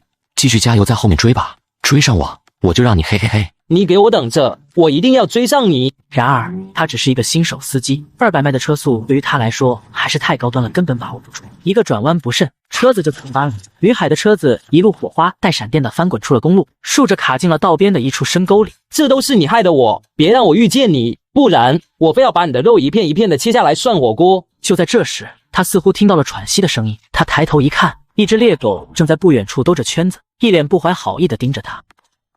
你别过来，我可是有刀的。那只猎狗看了他一眼，转头离开了。看到猎狗被自己吓走了，吕海松了一口气，现在暂时安全了。可是他再一抬头，就被眼前的一幕惊呆了。刚才那只被吓走的猎狗又回来了，而且回来的不只是他自己，在他的身后还跟着7、8只猎狗。吕海已经死亡，死亡原因：猎狗。一条死亡信息出现在区域频道上，与之前的沉默不同，吕海的死让众人欢呼雀跃起来。哈哈哈，这个嘎人魔头终于死了，这就叫恶有恶报。为了躲避他，我浪费了将近100单位的汽油，还错过了一个空投资源箱，亏大了。对于吕海的死，我只是看了一眼就不再关注了。我现在主要目的是弄到中级电子元件，把车载冰箱弄出来。我思索了半天，最终还是将目光落到了苏琪身上。没办法，这只羊薅得太顺手了，一天不薅点好像就缺点什么。全民穿越公路求生，在所有人还在疯狂逃生的时候，我已经造出了冰箱，并且开始制造雪糕。为了换取苏琪的电子元件，我答应为他们制作雪糕。在拿到电子元件后，我先是将冰箱制造了出来。不一会，一大堆东西被苏琪赠送了过来：整袋的白砂糖，整盒的咖啡粉，整袋的奶油，1袋奶粉，6个柠檬，1整挂香蕉，居然还有一套量杯和一个打蛋器。这俩人到底挂了什么雕像？怎么弄到了这么多杂七杂八的东西？为什么我弄到的就只有肉呢？我开始着手制作家庭版的雪糕。其实这东西并不难做，准备1500克水煮开，加入500克白砂糖，煮沸过滤，将800克香蕉捣成泥，和糖水混合，随后调入柠檬汁，冷却后加入奶油，最后盛入容器，放入冰箱冷却即可。雪糕做了4000克，我准备将其中的2000克还给苏琪，至于剩下的2000克雪糕和剩余的大把材料就当做代工费了。将模具放入冰箱，我拍了张照片给苏琪，已经做的差不多了，等几个小时吧，等能吃了我会通知你的。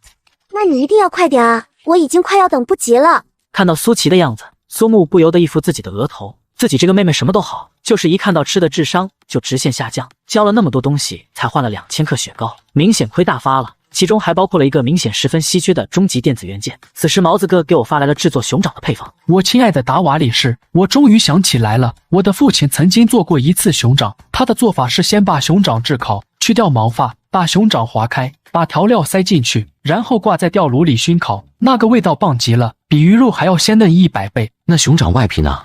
谁吃那个东西？太硬了，里面的肉好吃，尤其是脂肪部分，特别香，比最香的鹅肝酱还要美味。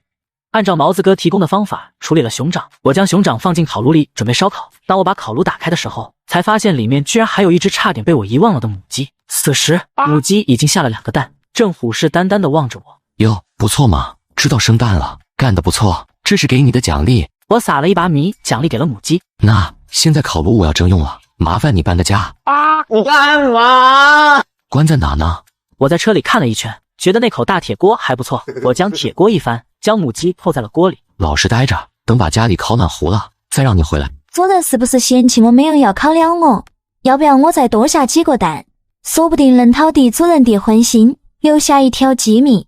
我将把熊掌处理好，挂在了烤炉里慢慢的熏制。按照毛子哥给的方法，这只熊掌的熏4个小时，得差不多晚饭的时候才能弄好。中午吃熊掌烩饭的梦想落空了，无奈之下，我只能把仅剩的一点卤肉加了点最后的脱水蔬菜，又摘了一些刚长出来的速生蘑菇，做了一锅卤肉饭，含泪吃了3大碗。这样下去不行啊，光吃肉的话容易上火，得找机会再弄多点新鲜蔬菜。虽然已经有韭菜和蘑菇了，但是只有这2样的话还是太单调了。应急还行，天天吃的话营养该不均衡了。还有水果也要提上日程了，快1周没吃水果了，指甲都没有光泽了。最好弄到一个能够长期稳定的获取渠道，自己吃剩的还能当奢侈品卖点钱，一举两得。吃完午饭，开始开车上路。照例是小爱同学驾驶汽车，我一边吹着空调，一边吃着苏琪送来做雪糕的香蕉。这时，前面忽然出现了2条岔路，和之前的那些岔路不同，这条岔路上竟然有路牌。左边的路牌写着这条路直通终点，但是路上没有任何物资和补给。右边的路牌上写着这条路上有一些贵重物资，想要得到它们的话，得通过考验。居然直接给选择了，小爱同学走右边。开出去10公里，原本宽阔的4排道公路忽然断裂了一半，缺失的那部分公路被泥泞的泥土覆盖了起来，在泥土堆上还插着个路牌，从公路上前进，你将毫无收获。在沼泽深处有几个紫色物资箱，友情提示：越往沼泽深处前进，你遇到的困难将会越多。我顺着路牌上的箭头望过去，发现在沼泽深处果然有几个紫色的物资箱，最近的物资箱距离我大概20米，最远的至少有800米。居然有紫色物资箱，运气不错。看到那一个个闪亮的紫色物资箱，我来了精神。我跳下了车，穿好了自己的特战靴和特战服，戴上摩托车头盔，拎着霰弹枪来到了沼泽的旁边。只走10步，你将会遇到一个隐藏在草丛下面的水坑，水坑里有一群蚂蟥，如果你不想染上寄生虫，就躲开水坑。前方1米远有一个泥潭，如果你没有5米的身高，建议从10点钟方向绕开它。不要再往前走了，前面的沼泽里埋了一颗年代久远的地雷，虽然它已经锈蚀的不像样了，但是我敢保证，只要你踩中它，它一定会把你炸上天的。我听着提示系统的声音，不由得冒出了一阵阵的冷汗。这个关卡的设计者也太缺德了，光是沼泽就够难缠的了，居然还藏着地雷，这是人干的事。不过有着提示系统的提示，我安然地通过了20米的距离，来到了第一个紫色物资箱前。全民穿越公路求生，我打开了物资箱，一道光芒闪过，一张精美的卡片掉落了出来。这是什么？补给卡、补给站、面值20点券。难道这条路上居然还有商店？如果有商店的话，那就说明可以选择性的购买商品，这比开箱子要好多了，毕竟开箱子太看运气了。看来这些物资箱都要弄到手才行。我将卡片揣进怀里，继续向着沼泽深处前进。随着我不断的深入，沼泽里的各种危险也越来越多，从自然的泥坑到各种毒物，一应俱全。我甚至还看到了一只短吻鳄。我发现了一个规律，那就是距离沼泽中心越近，物资箱里的点券的面值就越大。在倒数第2个物资箱里，我居然开出了一张面值500的点券，等同于之前所有物资箱里点券的总和。好家伙，这最后一个物资箱里的点券的是多少？1000还是2000？我激动地向着最后一个物资箱走了过去。警告！这个物资箱下面埋着一颗赶压式地雷，如果你打开物资箱，地雷将爆炸，爆炸范围10米。玩不起是不是？赶压式地雷，打开物资箱就爆炸，过分了。那个系统，最后一个物资箱里的点券面额是多少？要是比较少的话，我就不要了。5000点券，50斤脱水蔬菜，20斤大米，20斤白面，10斤苹果，外加1份水煮鱼。哦，其实吧，我觉得有点挑战还是挺有意思的。操，老子就不信邪了。今天这个紫色物资箱，老子还拿定了。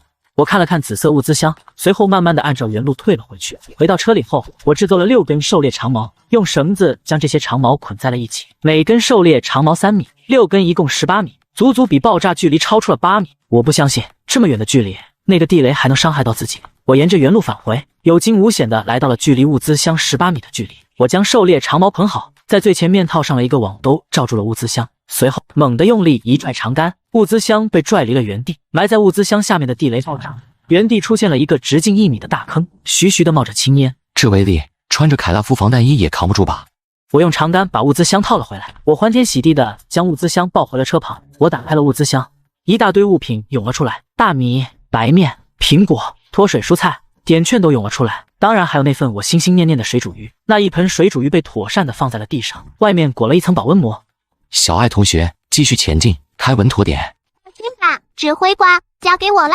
继续向前开了10公里。指挥官，前方发现2辆汽车停在路边，请问是否靠近？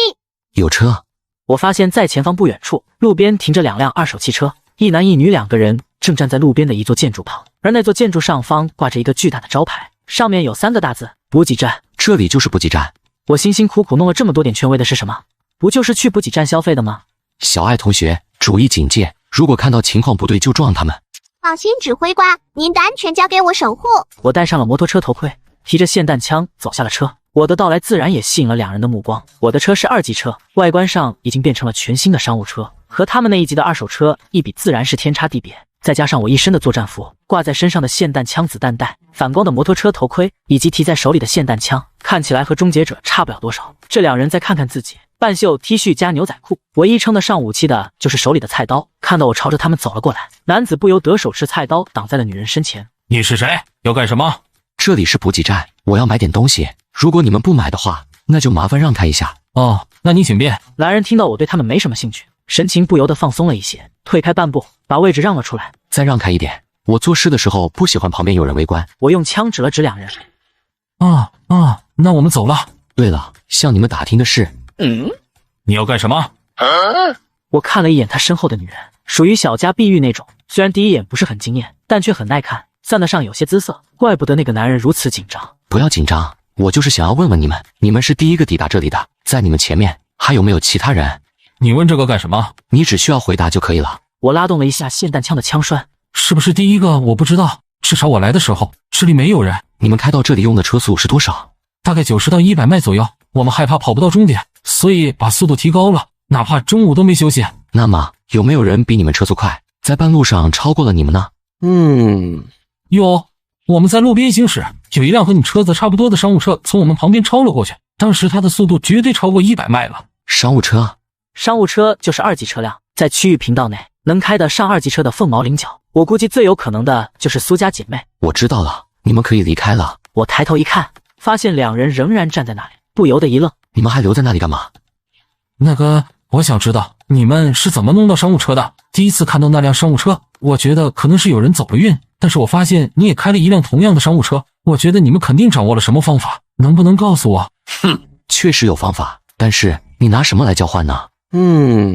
老公。一直躲在男子身后的女子拉了拉男子的一角，手中拿出了一张羊皮纸制造图。把这个给他吧。不行，这是你差点丢了命才弄到的，不能就这么。现在活着才是最重要的，只要我们能平平安安的在一起，比什么都强。全民穿越公路求生。我抬了抬手中的霰弹枪，对面的年轻男子用微微颤抖的手将一张羊皮纸递给了我。全自动面包机制造图纸，加入面粉和水后会都自动做出吐司面包。制作材料：塑料5单位，金属零件4单位，电子元件1单位。在心中权衡一番之后，我将图纸收了起来。随后，我将车辆如何升级和汽车核心的消息都告诉了他们。得到答案的两人便离开了，似乎去商量提取谁的汽车核心去了。随后，我进入了补给站，想要看看这里都有些什么东西。补给站里面是一个大型的自动售货机，里面琳琅满目，摆满了各种物资，下面还贴着价格签。一袋吐司面包只要5点点券，一瓶500毫升的矿泉水则要3点点券，一桶汽油则需要100点券。我甚至还看到了仿真硅胶娃娃，居然要500点券。谁会买这个东西啊？脑袋秀逗了吗？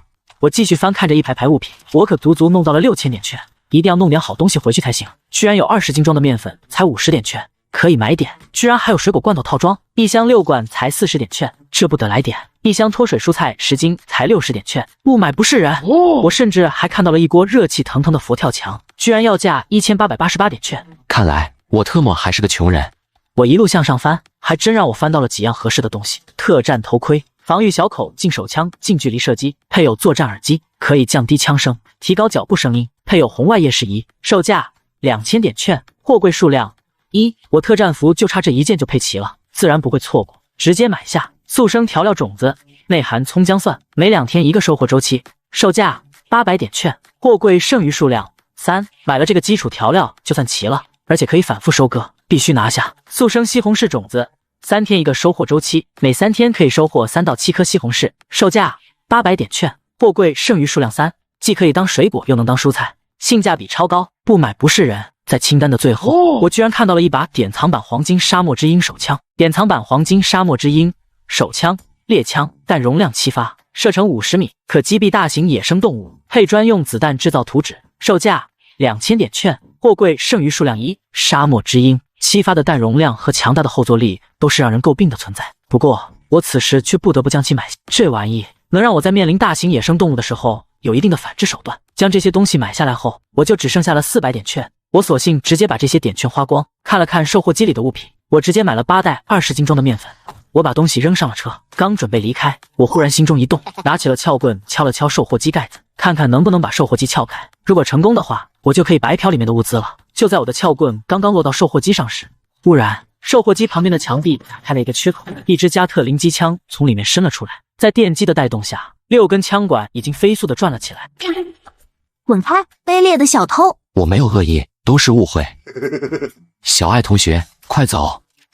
指挥官，远离了补给站之后，我命令小爱同学以260迈的速度加速前进，去追赶前面的那辆2级车。比赛的第1名，我是一定要争取到手的。有了特战头盔，摩托车头盔也可以退休了，回头可以考虑高价转手。我又将高价收来的典藏版黄金沙漠之鹰拿了出来，按照配套的图纸制作了14发子弹，填满了弹匣，我便将沙漠之鹰插入了腰间的枪套里。前方发现一辆汽车，正在以115迈的速度前行，是否靠近？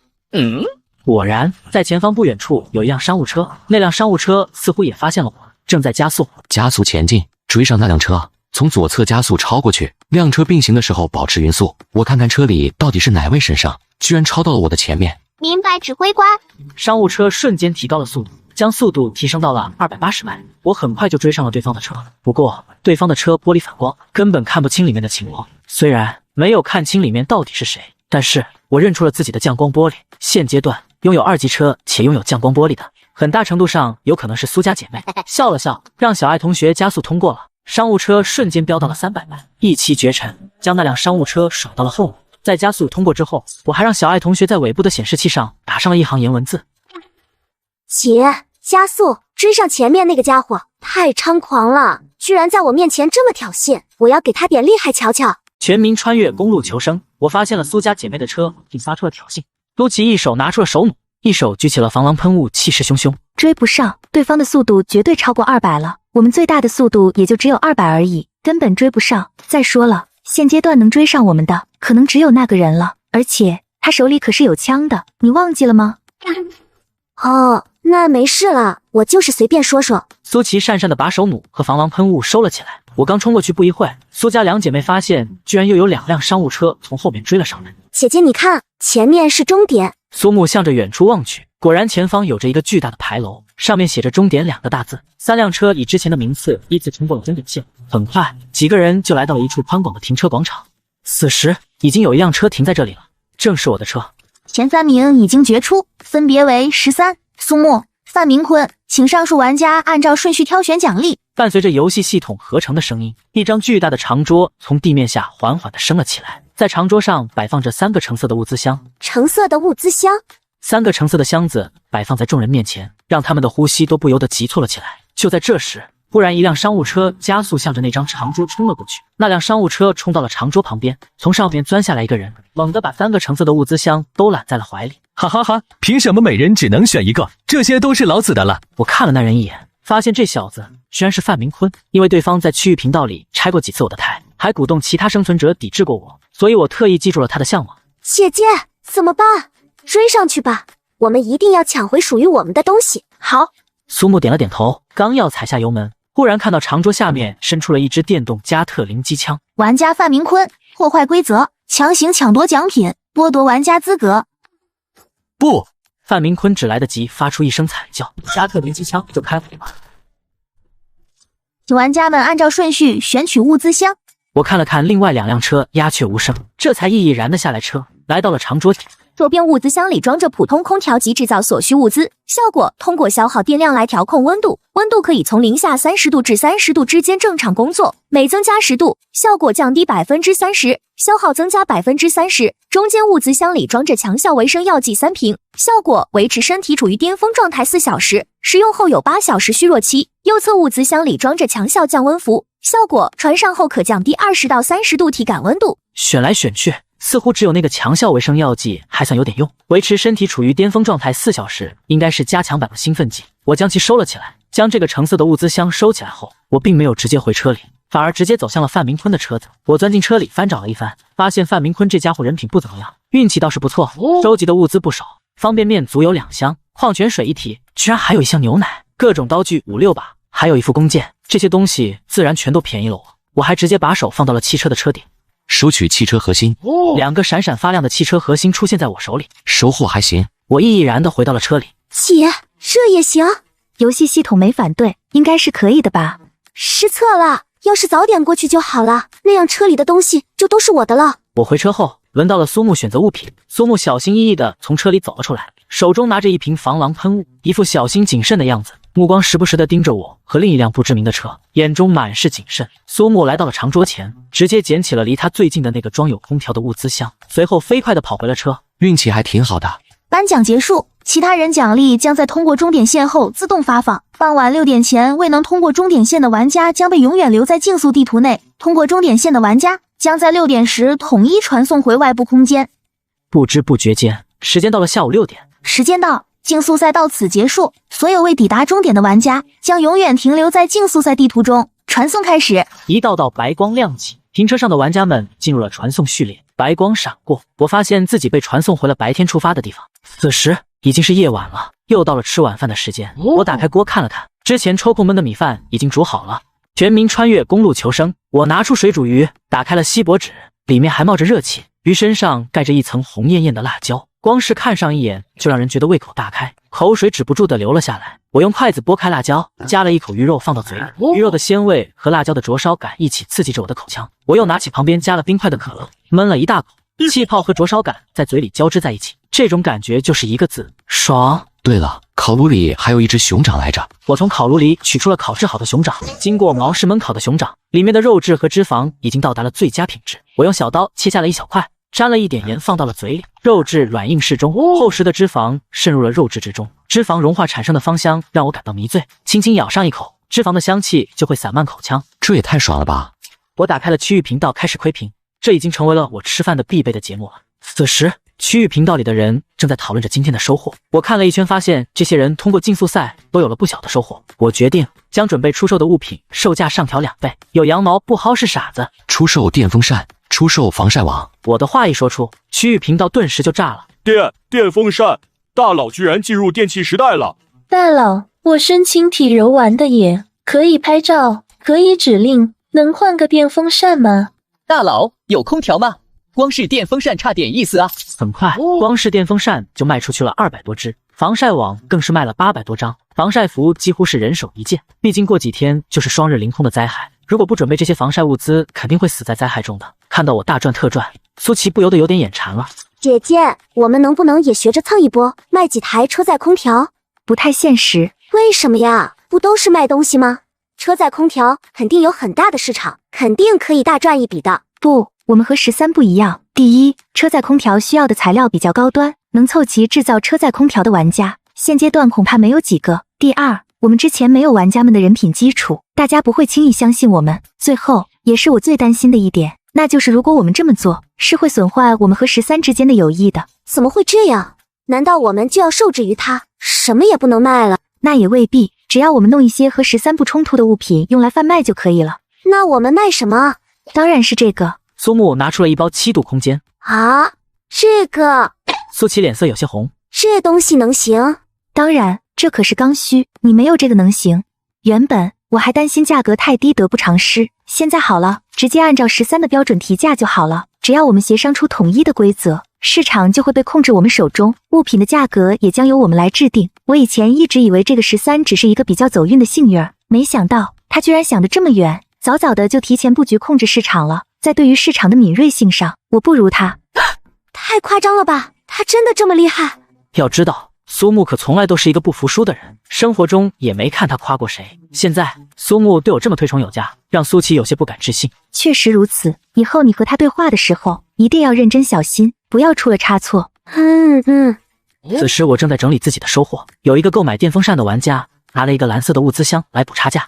物资箱里有一份2级雕像图纸，得到了提示系统的肯定，我开开心心的打开了物资箱，一张羊皮图纸出现在我面前。有吸引力的树桩2级雕像图纸，带有异常的吸引力，会吸引附近的兔子撞向汽车，每天限定1只，制造材料终极木料2单位，普通精魄1单位。这算是异界版的守株待兔，制作有吸引力的树桩。一道白光闪过，一个小巧的树桩出现在我的手里。这玩意真有用。我半信半疑的将树桩安装在了幸运的美人鱼雕像旁边。忽然，不知道从哪里钻出来一只肥硕的大兔，那兔子一头撞在了我的车门上，咚的一声闷响，兔子掉落在地上，脑袋一歪，死了。我操！我捡起了肥瘦的兔子，足足10多斤，眼泪不争气的从嘴角里流了出来。获得兔肉500颗10份，获得精致兔皮1张，获得兔头1个，获得普通惊魂1个。将兔肉抹好酱料放进烤炉里，兔肉扔进锅里，放好麻辣火锅底料，用来做简易版的麻辣兔头。将一切打理好之后，我将椅子放倒，盖上了毯子。小爱同学，指挥官，我在。有相声没？放一段。抱歉，指挥官，数据库没有此类信息。这一夜我睡得很安稳。全民穿越公路求生，兔肉经过一夜焖制已经做好了。我取下一个，撕成条，煮了一锅手擀面，拌上卤肉汁，手里掐上一头蒜，美滋滋。风卷残云过后，我看了看手表，此时已经6点多了，便直接开车向着前方疾驰而去。明天就是灾难日了。今天是最后收集物资的机会。刚刚开出10公里，我就看到了一个普通的白色物资箱。要知道，按照以往的经验，至少要20公里以上才能获得物资箱。这个物资箱里装着50单位汽油，没有任何危险。不过在公路旁不远处的沙堆里，藏着一条10米长的沙漠蟒蛇。蟒蛇肉和蟒蛇皮还是很有用的，还有蛇胆更是好东西。我手里弄了一把沙漠之鹰，正想找个靶子试试威力，就拿你做实验了。我拿出了典藏版的黄金沙漠之鹰，将枪管从车窗伸了出去，对准了不远处的沙丘。你这样只会打中蛇的鳞片，伤害不大。想要打要害，要左偏3厘米，枪口下倾15度。我按照提示系统的只是调整了枪口方向。差不多。剧烈的后坐力让我的胳膊一阵的酸麻，我甩了甩手。沙漠之鹰的后坐力真不是盖的，被扣在铁锅里的母鸡正在下蛋，被这枪声一下，出来一半的鸡蛋又缩了回去。此时，一只巨大的蟒蛇从沙丘了钻了出来。这只蟒蛇足有水桶粗细，昂起的上半身挺起了3米多高，一颗.50A 子弹擦着舌头的射了过去，在舌头的颅骨上划出了一道深深的沟壑，差一点就彻底击穿了颅骨。要不是我的胳膊被震得偏了一下，.50A 一口径的子弹已经把他的脑子打成脑花了。失手了！巨大的沙漠蟒蛇张开的大嘴，猛地向着我的车子咬了过来，车子猛地向前窜出去7、8米远，向沙漠蟒蛇扑了个空。指挥官，要反击吗？你能打过他？没问题，防弹车体加尖刺保险杠，对付这种层次的野兽没有任何问题，只要小心一点，不要被咬到轮胎就没有问题。那就交给你好了，要是打不过就不要逞强，以安全为优先。指挥官放心。小爱同学控制着车转了一个圈，朝向沙漠蟒蛇，车前的大灯不断的闪烁着，似乎在挑衅沙漠蟒蛇。沙漠蟒再次冲向了我的车，小爱同学猛地把速度加到了最大，向着沙漠蟒蛇的脑袋撞了上去。沙漠蟒蛇猝不及防，巨大的脑袋被尖刺保险杠撞得粉碎，巨大的身体也被卷入了车轮之下。车子开出去20多米才停了下来。我回头望过去，发现沙漠蟒蛇的脑袋都被撞碎了。敢偷袭我，这就是敢偷袭我的下场。我拿起了高级包皮刀，走向了沙漠蟒蛇。获得蛇肉500克1000份，获得较为完整的蛇皮1张，获得蛇胆1个，获得蛇骨1副，获得普通精魄1个。备注：已经将沙漠蟒蛇体内的所有寄生虫剔除，可放心食用。哦，高级包皮刀这么厉害的吗？居然还可以自动剔除寄生虫，该怎么吃好呢？清蒸、红烧、炙烤还是炖煮？蛇肉处理了之后，我拿起了蛇皮，仔细的端详着，琢磨着这玩意能做点什么。蛇皮特殊布料，可以制作各种布制品，可以做成布制品。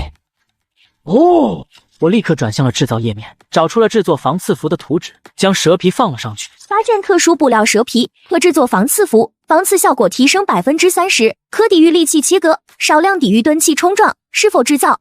制造。哦，用蛇皮制作的防刺服和普通的防刺服差不多，只不过外面密密麻麻的挂满了鳞片，粗粗看上去有点像是鱼鳞甲。我将剩余的蛇皮都制作成了防刺服，一共得了4件，全都挂在了交易频道。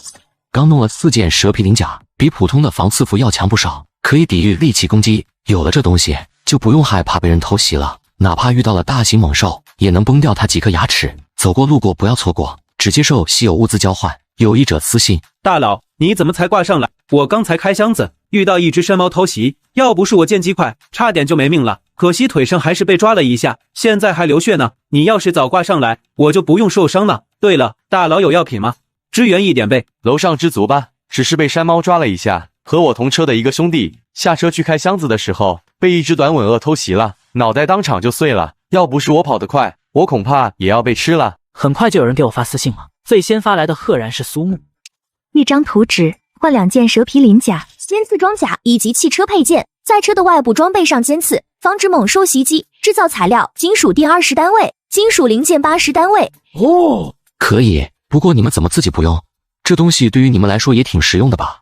这是多余的，我们已经安装上了。果然是狗大货。我选择了交易，尖刺装甲的图纸到手，制作。眨眼之间，我的车子上就布满了大大小小的尖刺，原本线条柔和的商务车变得像是一只狰狞的钢铁巨兽。这下那些一般的野兽想要攻击我的车，也要好好掂量一下了吧？剩余的那2件蛇皮鳞甲也被卖了出去，虽然没有换到图纸，但也换到了几分珍贵的终极材料，弥补了我终极材料的缺口。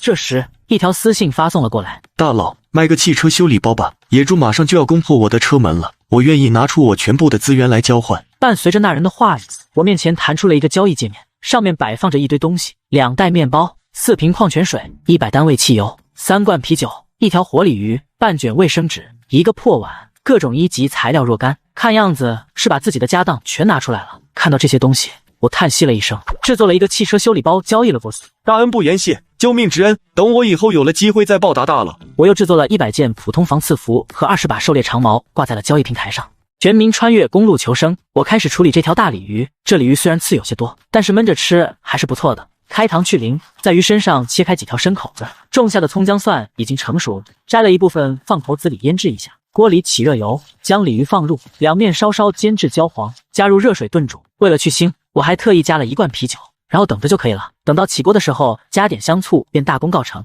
随后我让小爱同学开车上路，足足过了1个小时才找到了第2个物资箱。这个物资箱竟然是一只蓝色的物资箱。物资箱内是一张2级配件制造图，微型家禽生态园。在路边的沙丘后面藏着一只沙漠狐，沙漠狐不会攻击人类，但是会趁着你下车开启物资箱的时候，趁机偷走车内的东西。居然还有这种操作！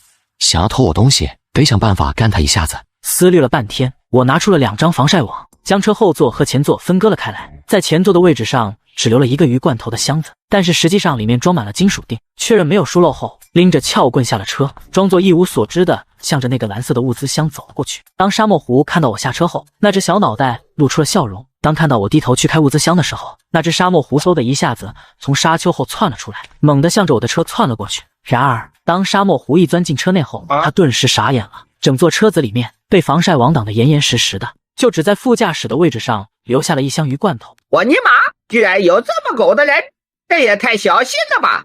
把东西挡得这么严实，我偷什么？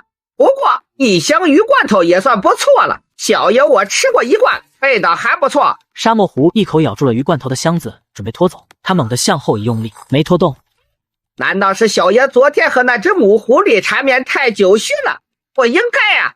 沙漠狐不信邪的再加了一把力气，搞你！啊！鱼罐头箱子仍然纹丝未动。我认你个 DJ， 那母狐狸道行这么深吗？弄得我连一箱罐头都搬不动了。沙漠狐彻底泄气了，他开始用爪子吧拉鱼罐头箱子。既然一箱子带不走，带走1-2罐总可以的。沙漠狐用自己那尖尖的指甲划开了箱子封口的胶带。沙漠狐往里一看，鼻子都气歪了，怪不得他刚才费了半天力气都没拖动箱子呢。也不知道谁这么缺德，居然在里面装满了金属锭。这他妈足有50-60斤了，鬼才能搬得动。沙漠狐感觉事情有点不对，立刻转身准备下车，可是车门却自动关上了。沙漠狐大惊，连忙疯狂地向外拉着把手，想要把车门打开，可是车门却已经被锁死了，根本打不开。别白费力气了，车子已经被我接管了，在指挥官回来之前，你是无法离开的。他砰砰地敲着窗子，想要破窗而出，可车窗是防弹的，他根本就弄不开。就在他心急如焚的时候，车窗忽然开始往下降了。沙漠狐见状大喜过望，一双爪子扒着车窗，想要从窗户缝里窜出去。雷猴啊，既然来都来了，何必这么着急走呢？沙漠狐像是泄了气的皮球一样，立刻举起了自己的一双爪，脸上满是讨好的神色。你能听懂我的话？沙漠狐立刻摇了摇头。你觉得我像是傻子？既然有灵智，能交流，那就不能轻易杀了。我一手用枪指着沙漠狐的脑袋，一手从窗户缝里伸了进去，一把抓住了沙漠狐的后颈，将沙漠狐拎了出来。我决定把它带在车上，留着路上慢慢玩。不过沙漠狐不能就这么扔进车里，万一毁坏了东西就麻烦了。我找出一张防晒网，直接将沙漠狐像木乃伊一样缠了起来，只露出了一个脑袋。看你还怎么跑，刚才干得不错。开车。指挥官，车子继续沿着公路搜寻物资箱。我拿出了那张制造图，认真的看了起来。微型家禽生态园制造图，2级汽车配件，可制造一个小型的家禽生态园，让家禽快乐健康的成长繁衍，家禽快乐度提升30%，健康值提升30%，产蛋量+1，产肉量提升30%。建造材料：金属锭5单位，金属零件40单位，玻璃20单位，塑料20单位，木料10单位，布料5单位，泥土20单位，小型集水器1个，中级电子元件1个。这东西不错呀，别的不说，光是产蛋量+1就可以值回票价了。现在鸡蛋这个东西，除了靠那只母鸡之外，就没有任何其他的来源了。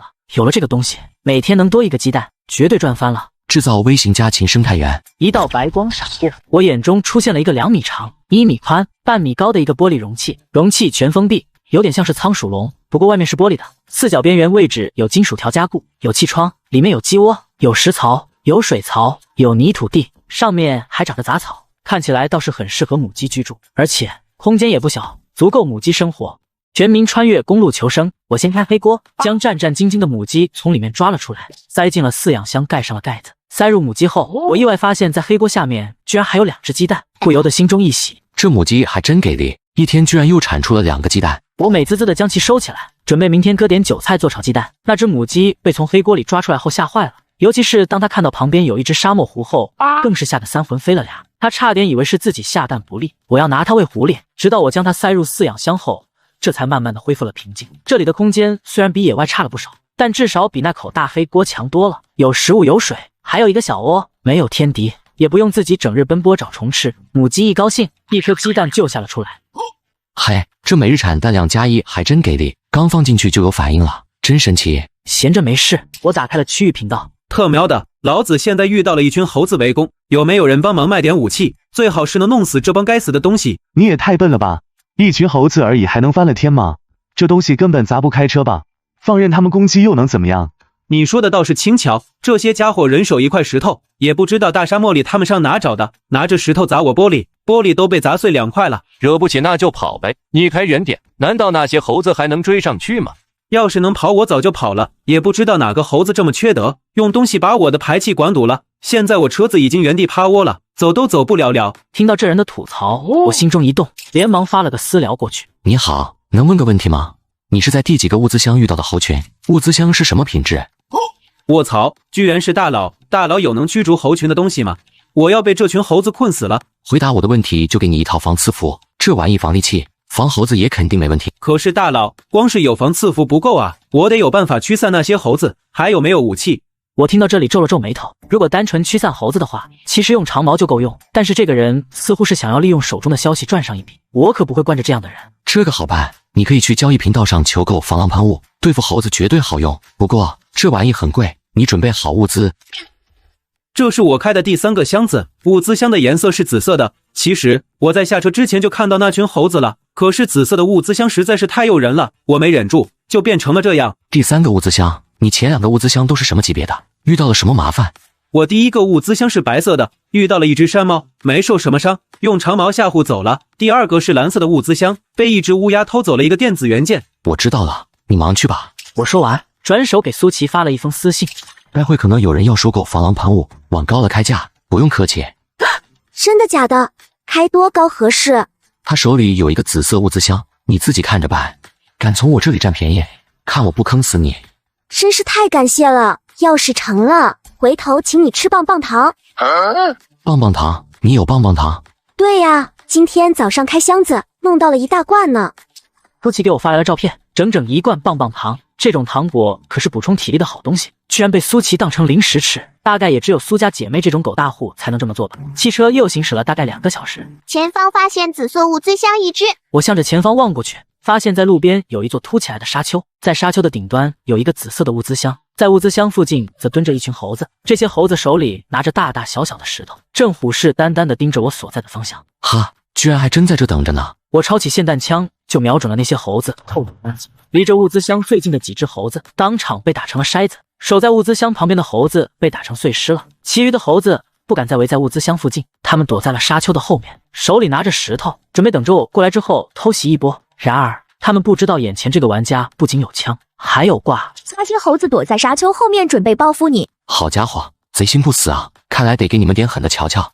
我抄着霰弹枪悄悄地从侧翼摸到了沙丘的后面，那群猴子正老老实实地趴在沙丘之后，抓着石头等偷袭呢。我举起了霰弹枪，对着猴群最密集的方向开了枪，剩下的猴子士气直接被打崩了，顿时向着四周逃窜。有几只猴子报复心很重，他们准备逃跑前把我的车砸了以解心头之恨。可是当他们来到车前的时候，顿时傻眼了。这辆车子像是一只钢铁刺猬一样，浑身上下满是锋利的尖刺，别说砸了，靠近都是问题。忽然有一只猴子急中生智，看到了窗户上没有尖刺，顺手就把手中的石头向着窗户上扔去。其他猴子见状也纷纷把手中的石头扔了过去。出乎他们意料的是，那个窗子居然一点也不容易碎，反而结实的一批，连个划痕都没留下。那个猴子不信邪，又从地上捡起了石头，准备再砸一次。可是当他再次抬头的时候，一件令他感到恐惧的事情发生了，那辆车竟然自己向着他冲了过来。猴子连被撞出去的机会都没有，直接挂在尖刺上了，眨眼的功夫就将这些猴子撵到了车轮之下。等我扛着紫色物资箱回来的时候，已经全都被碾死了。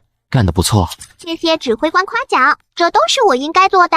全民穿越公路求生，我将那些猴子肉收拾起来，打算以后做成香肠卖给其他人。随后看到鲤鱼已经炖得差不多了，我变成了碗米饭，浇上鱼汤，呼呼大吃起来，吃得满头是汗。看着那鲜美的鲤鱼，旁边被捆得结实的沙漠狐都快馋哭了，不时地伸出自己的长舌头舔着嘴唇，口水都快止不住了。吃完饭，我把那个从猴群手里抢来的紫色物资箱拿了出来，用撬棍打开，里面是一盒手工纯黑巧克力和一张制造图纸。我掰了一小块纯黑巧克力放到了嘴里，瞬间一股可可特有的苦味弥漫在了嘴里。我只吃了拇指大小的一块，就明显能感觉心跳急速增快，脑子也兴奋了不少。好家伙，这玩意真纯，比浓缩咖啡还纯吧？那张制造图纸就比较有意思了。电击项圈1级驯养设备，可以帮助你驯服野生动物，让其成为你的助手。配套设备：电击项圈、遥控器。制作。做完之后，我拿着电击项圈不知道给谁用，我将目光投向了母鸡。正在安静啄米的母鸡瞬间感觉浑身一激灵。你干嘛？已经够听话了，带上也多此一举。我一把把沙漠狐揪了过来，看到我手中的项圈，沙漠狐疯狂地扭动着身体。这玩意怎么用？我看着手中的遥控器，上面只有4个按钮，分别是成键、加倍、超级加倍、情趣。更让人挠头的是，最后一个按键居然是粉红色的。我感觉这东西除了驯化野生动物以外，似乎还有某些不为人知的作用。先来个惩戒试试水。我按下了惩戒键，刺啦，一道明亮的电弧闪过，原本躺在地上的沙漠狐忽然一下子窜了起来，在空中翻了一个720度托马斯大回旋之后，吧唧一声摔到了地上。有点意思啊。别按了，老大，我投降还不行吗？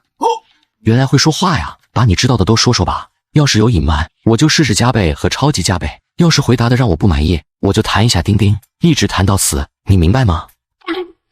不敢，老大你随便问，我绝对不敢隐瞒半句。那先报一下你的名字吧。康斯坦丁。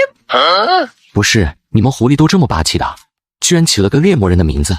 这是我自己取的，我之前偷别人车里的东西，听到别人闲聊，听过这个名字，感觉很帅气，就用了。那之前叫什么？哇！说人话。我说的就是人话。你信不信我直接超级加倍？可是这不是你问我的吗？我问的是什么？问我叫什么？那你叫什么？哇！你还来劲了是吧？我就不信我治不了你。老大，别啊！我说的都是真的。你的意思是你的名字叫做嗷呜王？是嗷呜哇！唯一要降下来，唯一有转折的是我二舅。那翻译成人话呢？狐狸，这就是翻译过来的。算了，太麻烦了，你还是叫旺财吧。总感觉好土啊！你在组织语言。我揉搓着手中的遥控器。其实仔细品品吧，我觉得这个名字挺好的。你是愿意留下来当我的宠物，还是出去回家？要是留下来的话，1日3餐，每顿都有香肠。表现好的话，我吃什么你吃什么。不过要是留下来的话，必须遵守我的一切命令，可能会有致命危险。要是离开的话，我现在就放你下车。不过不许再让我看到你，否则迎接你的就是子弹。你选择吧。当然是选择跟着英明神武的老大您了。那行，你要跟着我也行。不过你要记住，车里的一切东西，我允许你动的时候你才可以动，不允许你动的时候，你要是乱动，我就把你做成香肠。另外，大小便的时候出去，别在车里。真是太感谢你了，老大，以后我就是你的人了，你让我干嘛都行。这是你的午饭，去后面吃吧。我拿出了2根猴子肉做的香肠扔给了旺财，想了想又做了2个小钢盆，一个当饭盆，一个当水盆。吃饱喝足之后，旺财缩成了一个球，毛茸茸的大尾巴往脑袋上一盖，开始睡觉。各位玩家，你们已经成功的生活到了第6天，明天就是第1次灾难日。为了大家能够更好的撑过去，现在特意开放奖励关卡，你们可以选择自己所需要的物资，然后在奖励关卡内进行挑战。奖励关卡实行积分制度，获得多少积分便可以兑换相应的奖励。祝大家都能活下来。消息闪烁了3下，在我的面前出现了整整1排的光门，在每一扇光门之上都有着一块牌匾，标注着光门之内可以获得什么样的物资。然而就在我准备进入汽车配件制造图纸的光门的时候，我的目光却落到了最后一扇光门上，预知下一个世界情况，并获取一样应对物资。我的眼睛瞪圆了，我们不只会停留在这个满是沙漠的世界，还会前往别的世界。那个新世界是什么样子的？小爱同学，进入最后一扇光门，我要提前看看下一个世界的信息。指挥官，全民穿越公路求生。进入光门之后，出现在我面前的是一条长长的满是冰雪的路面，公路不宽，只有4米，单向车道而已。更加让人恐惧的是，公路的2侧都是深不见底的黑暗悬崖，可想而知，掉下去会是什么下场。欢迎进入寒冰之桥，这是你们在下一个世界将要面临第1个障碍——冰雪路面。若是无法按时通过寒冰之桥，则视为挑战失败，随机扣除1样物资。若是掉落寒冰之桥，则玩家死亡，请玩家谨慎选择。看着提示信息，我不由得倒吸了一口凉气。没穿越之前，我也算是个老司机了，并且还在北方开过几年车，我可深深的知道冰雪路的可怕之处。看到这么危险的赛道，哪怕是号称秋名山车神的，我也有点虚了。小爱同学，你能行吗？要不咱稳一点，拿个优秀奖也就算了，实在不行，拿个基础奖励也行，苟一点才是正道。反正进来咱们就已经赚了。请指挥官放心，小爱同学一定会拿到顶级奖励的。行吧，那剩下的事情就交给你了。要是不行，就把速度降下来，拿不拿奖励都可以，哪怕扣物资也比丢了性命要强。倒计时结束，5秒钟之后计时正式开始，请玩家做好准备。5、4、3、2、1、0，开始。商务车发出震天的怒吼声，车子以300码的时速瞬间窜了出去。不要啊！老大，怎么了？是遇见老虎了吗？你自己过来看。到底啥事啊？这么一惊一乍的。我操！就在我以为自己就会在这样的路况下一直冲过终点的时候，我发现自己还是太年轻了。最后的10公里公路居然是断裂，是特么一段一段的。商务车冲天起，一跃冲上了天空。我已经认命的闭上眼睛了。忽然，发动机加速的轰鸣声消失了，车子也停稳了下来。发生了什么事？我睁开眼睛一看，愕然发现自己已经冲过了桥面，跨过了终点线。我这是通过了。我瘫软在副驾驶位上，身上的衣服都湿透了。指挥官，小爱同学厉害不？厉害，厉害，你最棒了！怂货，刚才就知道尖叫，以后遇到了危险怎么保护我？你刚才不也一样？你信不信我扣你晚饭？信，我信。恭喜玩家13成功通过了寒冰大桥，用时23分钟，表现为完美，触发隐藏奖励，发放完美奖励橙色物资箱1个。哦，漂亮！我兴奋地打开了物资箱。恭喜你获得1级汽车配件防滑锁链制造图，3级汽车配件标温浴缸制造图，3级汽车升级图纸，智能汽车操控系统数据库，歌曲部分各种制造材料若干，防滑锁链1级汽车配件可以使汽车平稳地在冰雪路面上行驶，调温浴缸3级汽车配件可以在0到50摄氏度区间内自由调节温度，并使其恒定。电力能源3级汽车升级图纸可以使汽车提升为3级，智能汽车操控系统数据库，歌曲部分数据库可以为汽车加载音乐库，可以让你在开车的时候不再寂寞。发达了，发达了！有了防滑锁链，车子就不用担心在冰面上打滑了。调温浴缸就不用说了，纯粹享受的东西。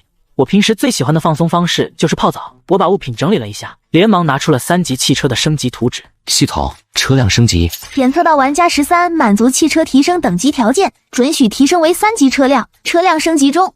一道白光闪过，黑色商务车瞬间升级为红色的6轮越野车。越野车表面装满了各种各样的尖刺，看起来狰狞霸气。汽车的极限速度也提升了100迈，变成了400迈。至于车内的空间，更是宽敞了不少，又空出了大片的地方，可以摆放好更多的东西了。检测到玩家13升级为3级车，现在下发升级4级车条件，加装3级汽车配件，4件汽车核心4个，4级车升级图纸1张，请玩家努力收集上述物品。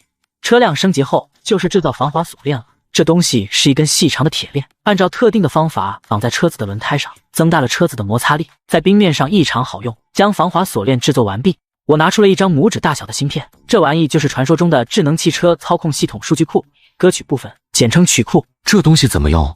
也没个插口啊。指挥官，放这里哟。哦，我将手中的芯片插入了凹槽中，系统更新中，更新完成。指挥官，新增了许多歌曲，要不要来一首试试音效？那就来一首热爱105度的你。对了，要腾格尔版本的。Super Idol 的笑容都没你的甜，8月正午的阳光都没你耀眼，热爱105度。在这个世界还能听到这首歌，让我的心中升起了一丝难以说明的感觉。你不知道你有多可爱。全民穿越公路求生，我把调温浴缸做了出来。车子已经升级到3级的6轮越野车，而且内部空间还被反复增大过3次。安装一个浴缸还是不成问题的。浴缸上有一个储水器，我将里面倒满了，随后发现上面有一个调温器，可以自行调节。具体到了小数点后2位，我将调温器调整到42摄氏度，这是我最喜欢的泡澡温度。5秒钟之后，红色的指示灯变成了绿色。这么快？我打开水龙头试了一下水温，果然已经达到了42摄氏度。当身体完全进入水中之后，我感觉自己仿佛获得了新生。闭上眼睛，我感觉自己像是回到了原本的世界。停留时间到，传送回原本空间。随后一道白光闪过，我睁开眼睛看了一眼窗外，此时窗外已经不是那片冰雪覆盖的寒冰洞窟，我又回到了无边的沙漠公路上。看着浴缸里的水，本着不浪费的原则，我将自己的衣服也放进去了。这身衣服已经穿了6天了，都有些馊了。不过我现在可没有洗衣机，该怎么处理呢？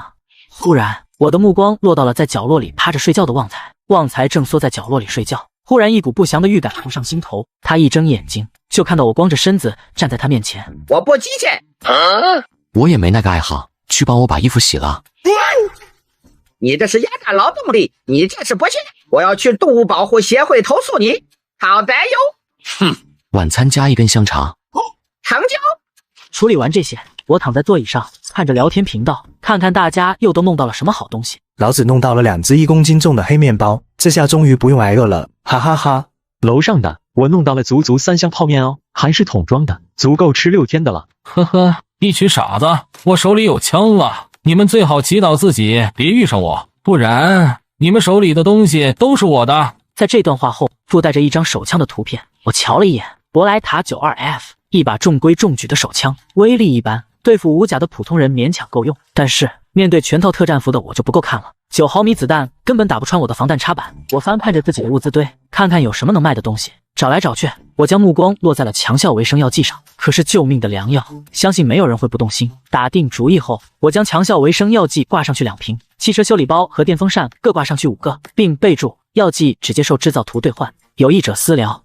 过了会，我翻看起了私信，一张图纸落入了我的眼帘。简易热风机，1级汽车配件，汽油动力，可为汽车提供热量，保持车内温度达到18摄氏度，工作温度区间10到10摄氏度。在北方，一些没有空调的汽车，到了冬天都会用这玩意取暖。这东西对于我来说可是宝贝。要知道，下一个世界已经可以肯定是冰雪世界。冰雪世界最重要的是什么？当然是取暖。当即同意了这份交易。我继续往下翻着私信，毛子哥忽然发来了消息，道：我亲爱的达瓦里士，我又来了。听说你有一瓶救命的药，能维持人处于巅峰状态12小时。怎么，你有兴趣？我这里有一张武器制造图，你要不要？波波沙制造图：波波沙冲锋枪，二战中产量最大的冲锋枪，7.62毫米子弹，71发弹鼓，有效射击距离200米。备注：达瓦里士，乌拉。7.62毫米子弹制造图：波波沙配套子弹，制造材料：金属零件2单位。看到这张武器制造图纸，我眼睛都直了。这玩意可是中近距离的神器，什么手枪，什么霰弹枪，在波波沙面前巨石蝼蚁。这么好的枪，你自己怎么不留着？这玩意配不上我的身份，真男人就应该用这个。操，居然是 AKM， 可以，我要了。你想交换什么？当然是拿瓶药。对了，你能不能再加一点别的，比如那个生命之水？我感觉毛子哥80%是馋酒了，买药什么的只是顺带。我爽快的答应了，用1瓶生命之水加1瓶强效维生药剂换到了波波沙的制造图。交换完毕，我迫不及待的将波波沙制造了出来。我看了一会，觉得没什么意思，于是加紧做了1冰箱的冰块。这东西明天肯定会有一个好销量。晚安，我的韭菜们。我关灯睡觉。夜晚，沙漠公路上一辆车在疾驰，他就是今天在区域频道里秀手枪的那个人。妈的，一群垃圾，不就是嫉妒我有枪吗？居然敢嘲笑老子，老子非把你们一个个找出来，把枪塞到你们的嘴里，看你们还笑不笑得出来。原来在我关掉聊天频道之后，往后被其他的生存者嘲讽了。虽然他有枪，但是想要找到一个人也没有那么容易，大家胆子也比较大。王猛开着车急速在公路上疾驰，开了大半夜，居然连一个人都没有见到，油也快用完了。就在他焦急不堪的时候，忽然他看到了前方不远处居然停着一辆红色的6轮越野车。妈的，这是什么车？怎么弄出来的？王猛看着这辆高大的越野车，不由得流下了口水。他看看6轮越野车，再看看自己那破烂的2手车，不由得心中泛起了酸水。他奶奶的，凭什么你开这么好的车，老子就只能开破2手车？一定是走后门了，这东西应该给老子才对。哟呵，关得还挺严，老子把锁给你打乱了，看你还能不能关得上。不少，面包足有5、6斤，矿泉水足有2提，小火锅2个，方便面半箱，3个苹果，车里居然还有一架电风扇，没想到居然还是自己的客户。老老实实的当韭菜不好吗？非得来作死。我叹息了一声，将里面的物资都搬回了自己的车里，电风扇、车灯什么的都已经安装了，属于无法拆卸品，我只能遗憾的放弃了。不过我却收走了汽车核心。小爱同学，出发，离开这里，去前方寻找一个合适的宿营地。指挥官，6轮越野车行驶了1夜没有遭遇什么意外，一直快到清晨，我才睁开了眼睛。停车吧，休息一会。我跳下了车，忽然听到远处有脚步声，扭头一看，愕然发现不远处一只兔子正一蹦一蹦的跑了过来。那只兔子喘着粗气，看起来好像是跑了很久。我感觉有趣就没上车，饶有兴趣的看着那只跑来的兔子。那只兔子一头撞在我的轮毂上，死了。我终于想起来了，这应该是幸运的树桩发挥的作用。每天刷新一只兔子撞死在车上，不过今天因为他一直在开车，所以兔子刷新之后就一直跟在车后面。这兔子不会是跟了我1夜吧？这么敬业的吗？兔兄，你放心，我13绝对不会辜负你这一番美意，绝对会把你炖得香喷喷的。获得兔肉500克10份，获得兔头1个，获得精美的兔皮1张，获得普通的精魄1个。将兔头扔进卤味锅里，和昨天的那个兔头一起卤着，兔皮和精魄直接扔进杂物堆。至于兔肉吗？我转头望向趴在角落里睡觉的旺财。旺财，你喜欢吃生肉还是熟肉？熟肉，熟肉。老大，你是要烤肉吃的吗？播放孜然和辣椒面。对了，再来2个大腰子。啊，你个脑袋，小心我把你做成大腰子。我将1块肉切成肉丝，炒一炒，准备做肉丝面，剩下的全都扔进了香肠制造机里。开机前，我还特意往进料口里仿佛了孜然和辣椒面。香肠制造机启动，一连串塑封好的香肠从出料口里掉了出来。诺，你要的孜然辣椒口味的兔肉香肠。那你问我吃生的还是熟的？结果就这。看你那没文化的样子，香肠也是熟的好吗？所有的罐装食品都是熟的，都经过高温杀毒的。知足吧，至少我这个香肠里含肉量是90%以上，不像某些黑心商家，那么含肉量只有10%，一嘴面粉味。我正和旺财拌嘴，忽然感觉远处天光大亮，我赫然发现，从东方和西方同时升起了2轮太阳，四目的阳光让我有些睁不开眼睛，空气中的温度急速上升。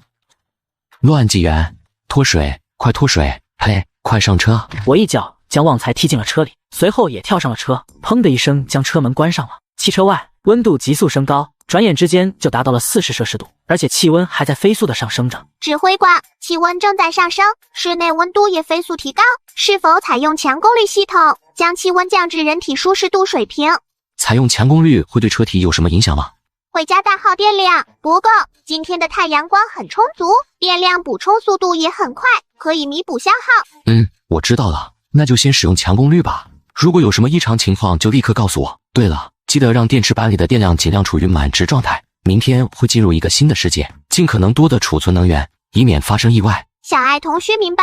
叮嘱完之后，我回到了案板前，继续刚才没做完的青菜肉丝面。天大地大，吃饭最大，为了营养均衡，我还特意加了个鸡蛋。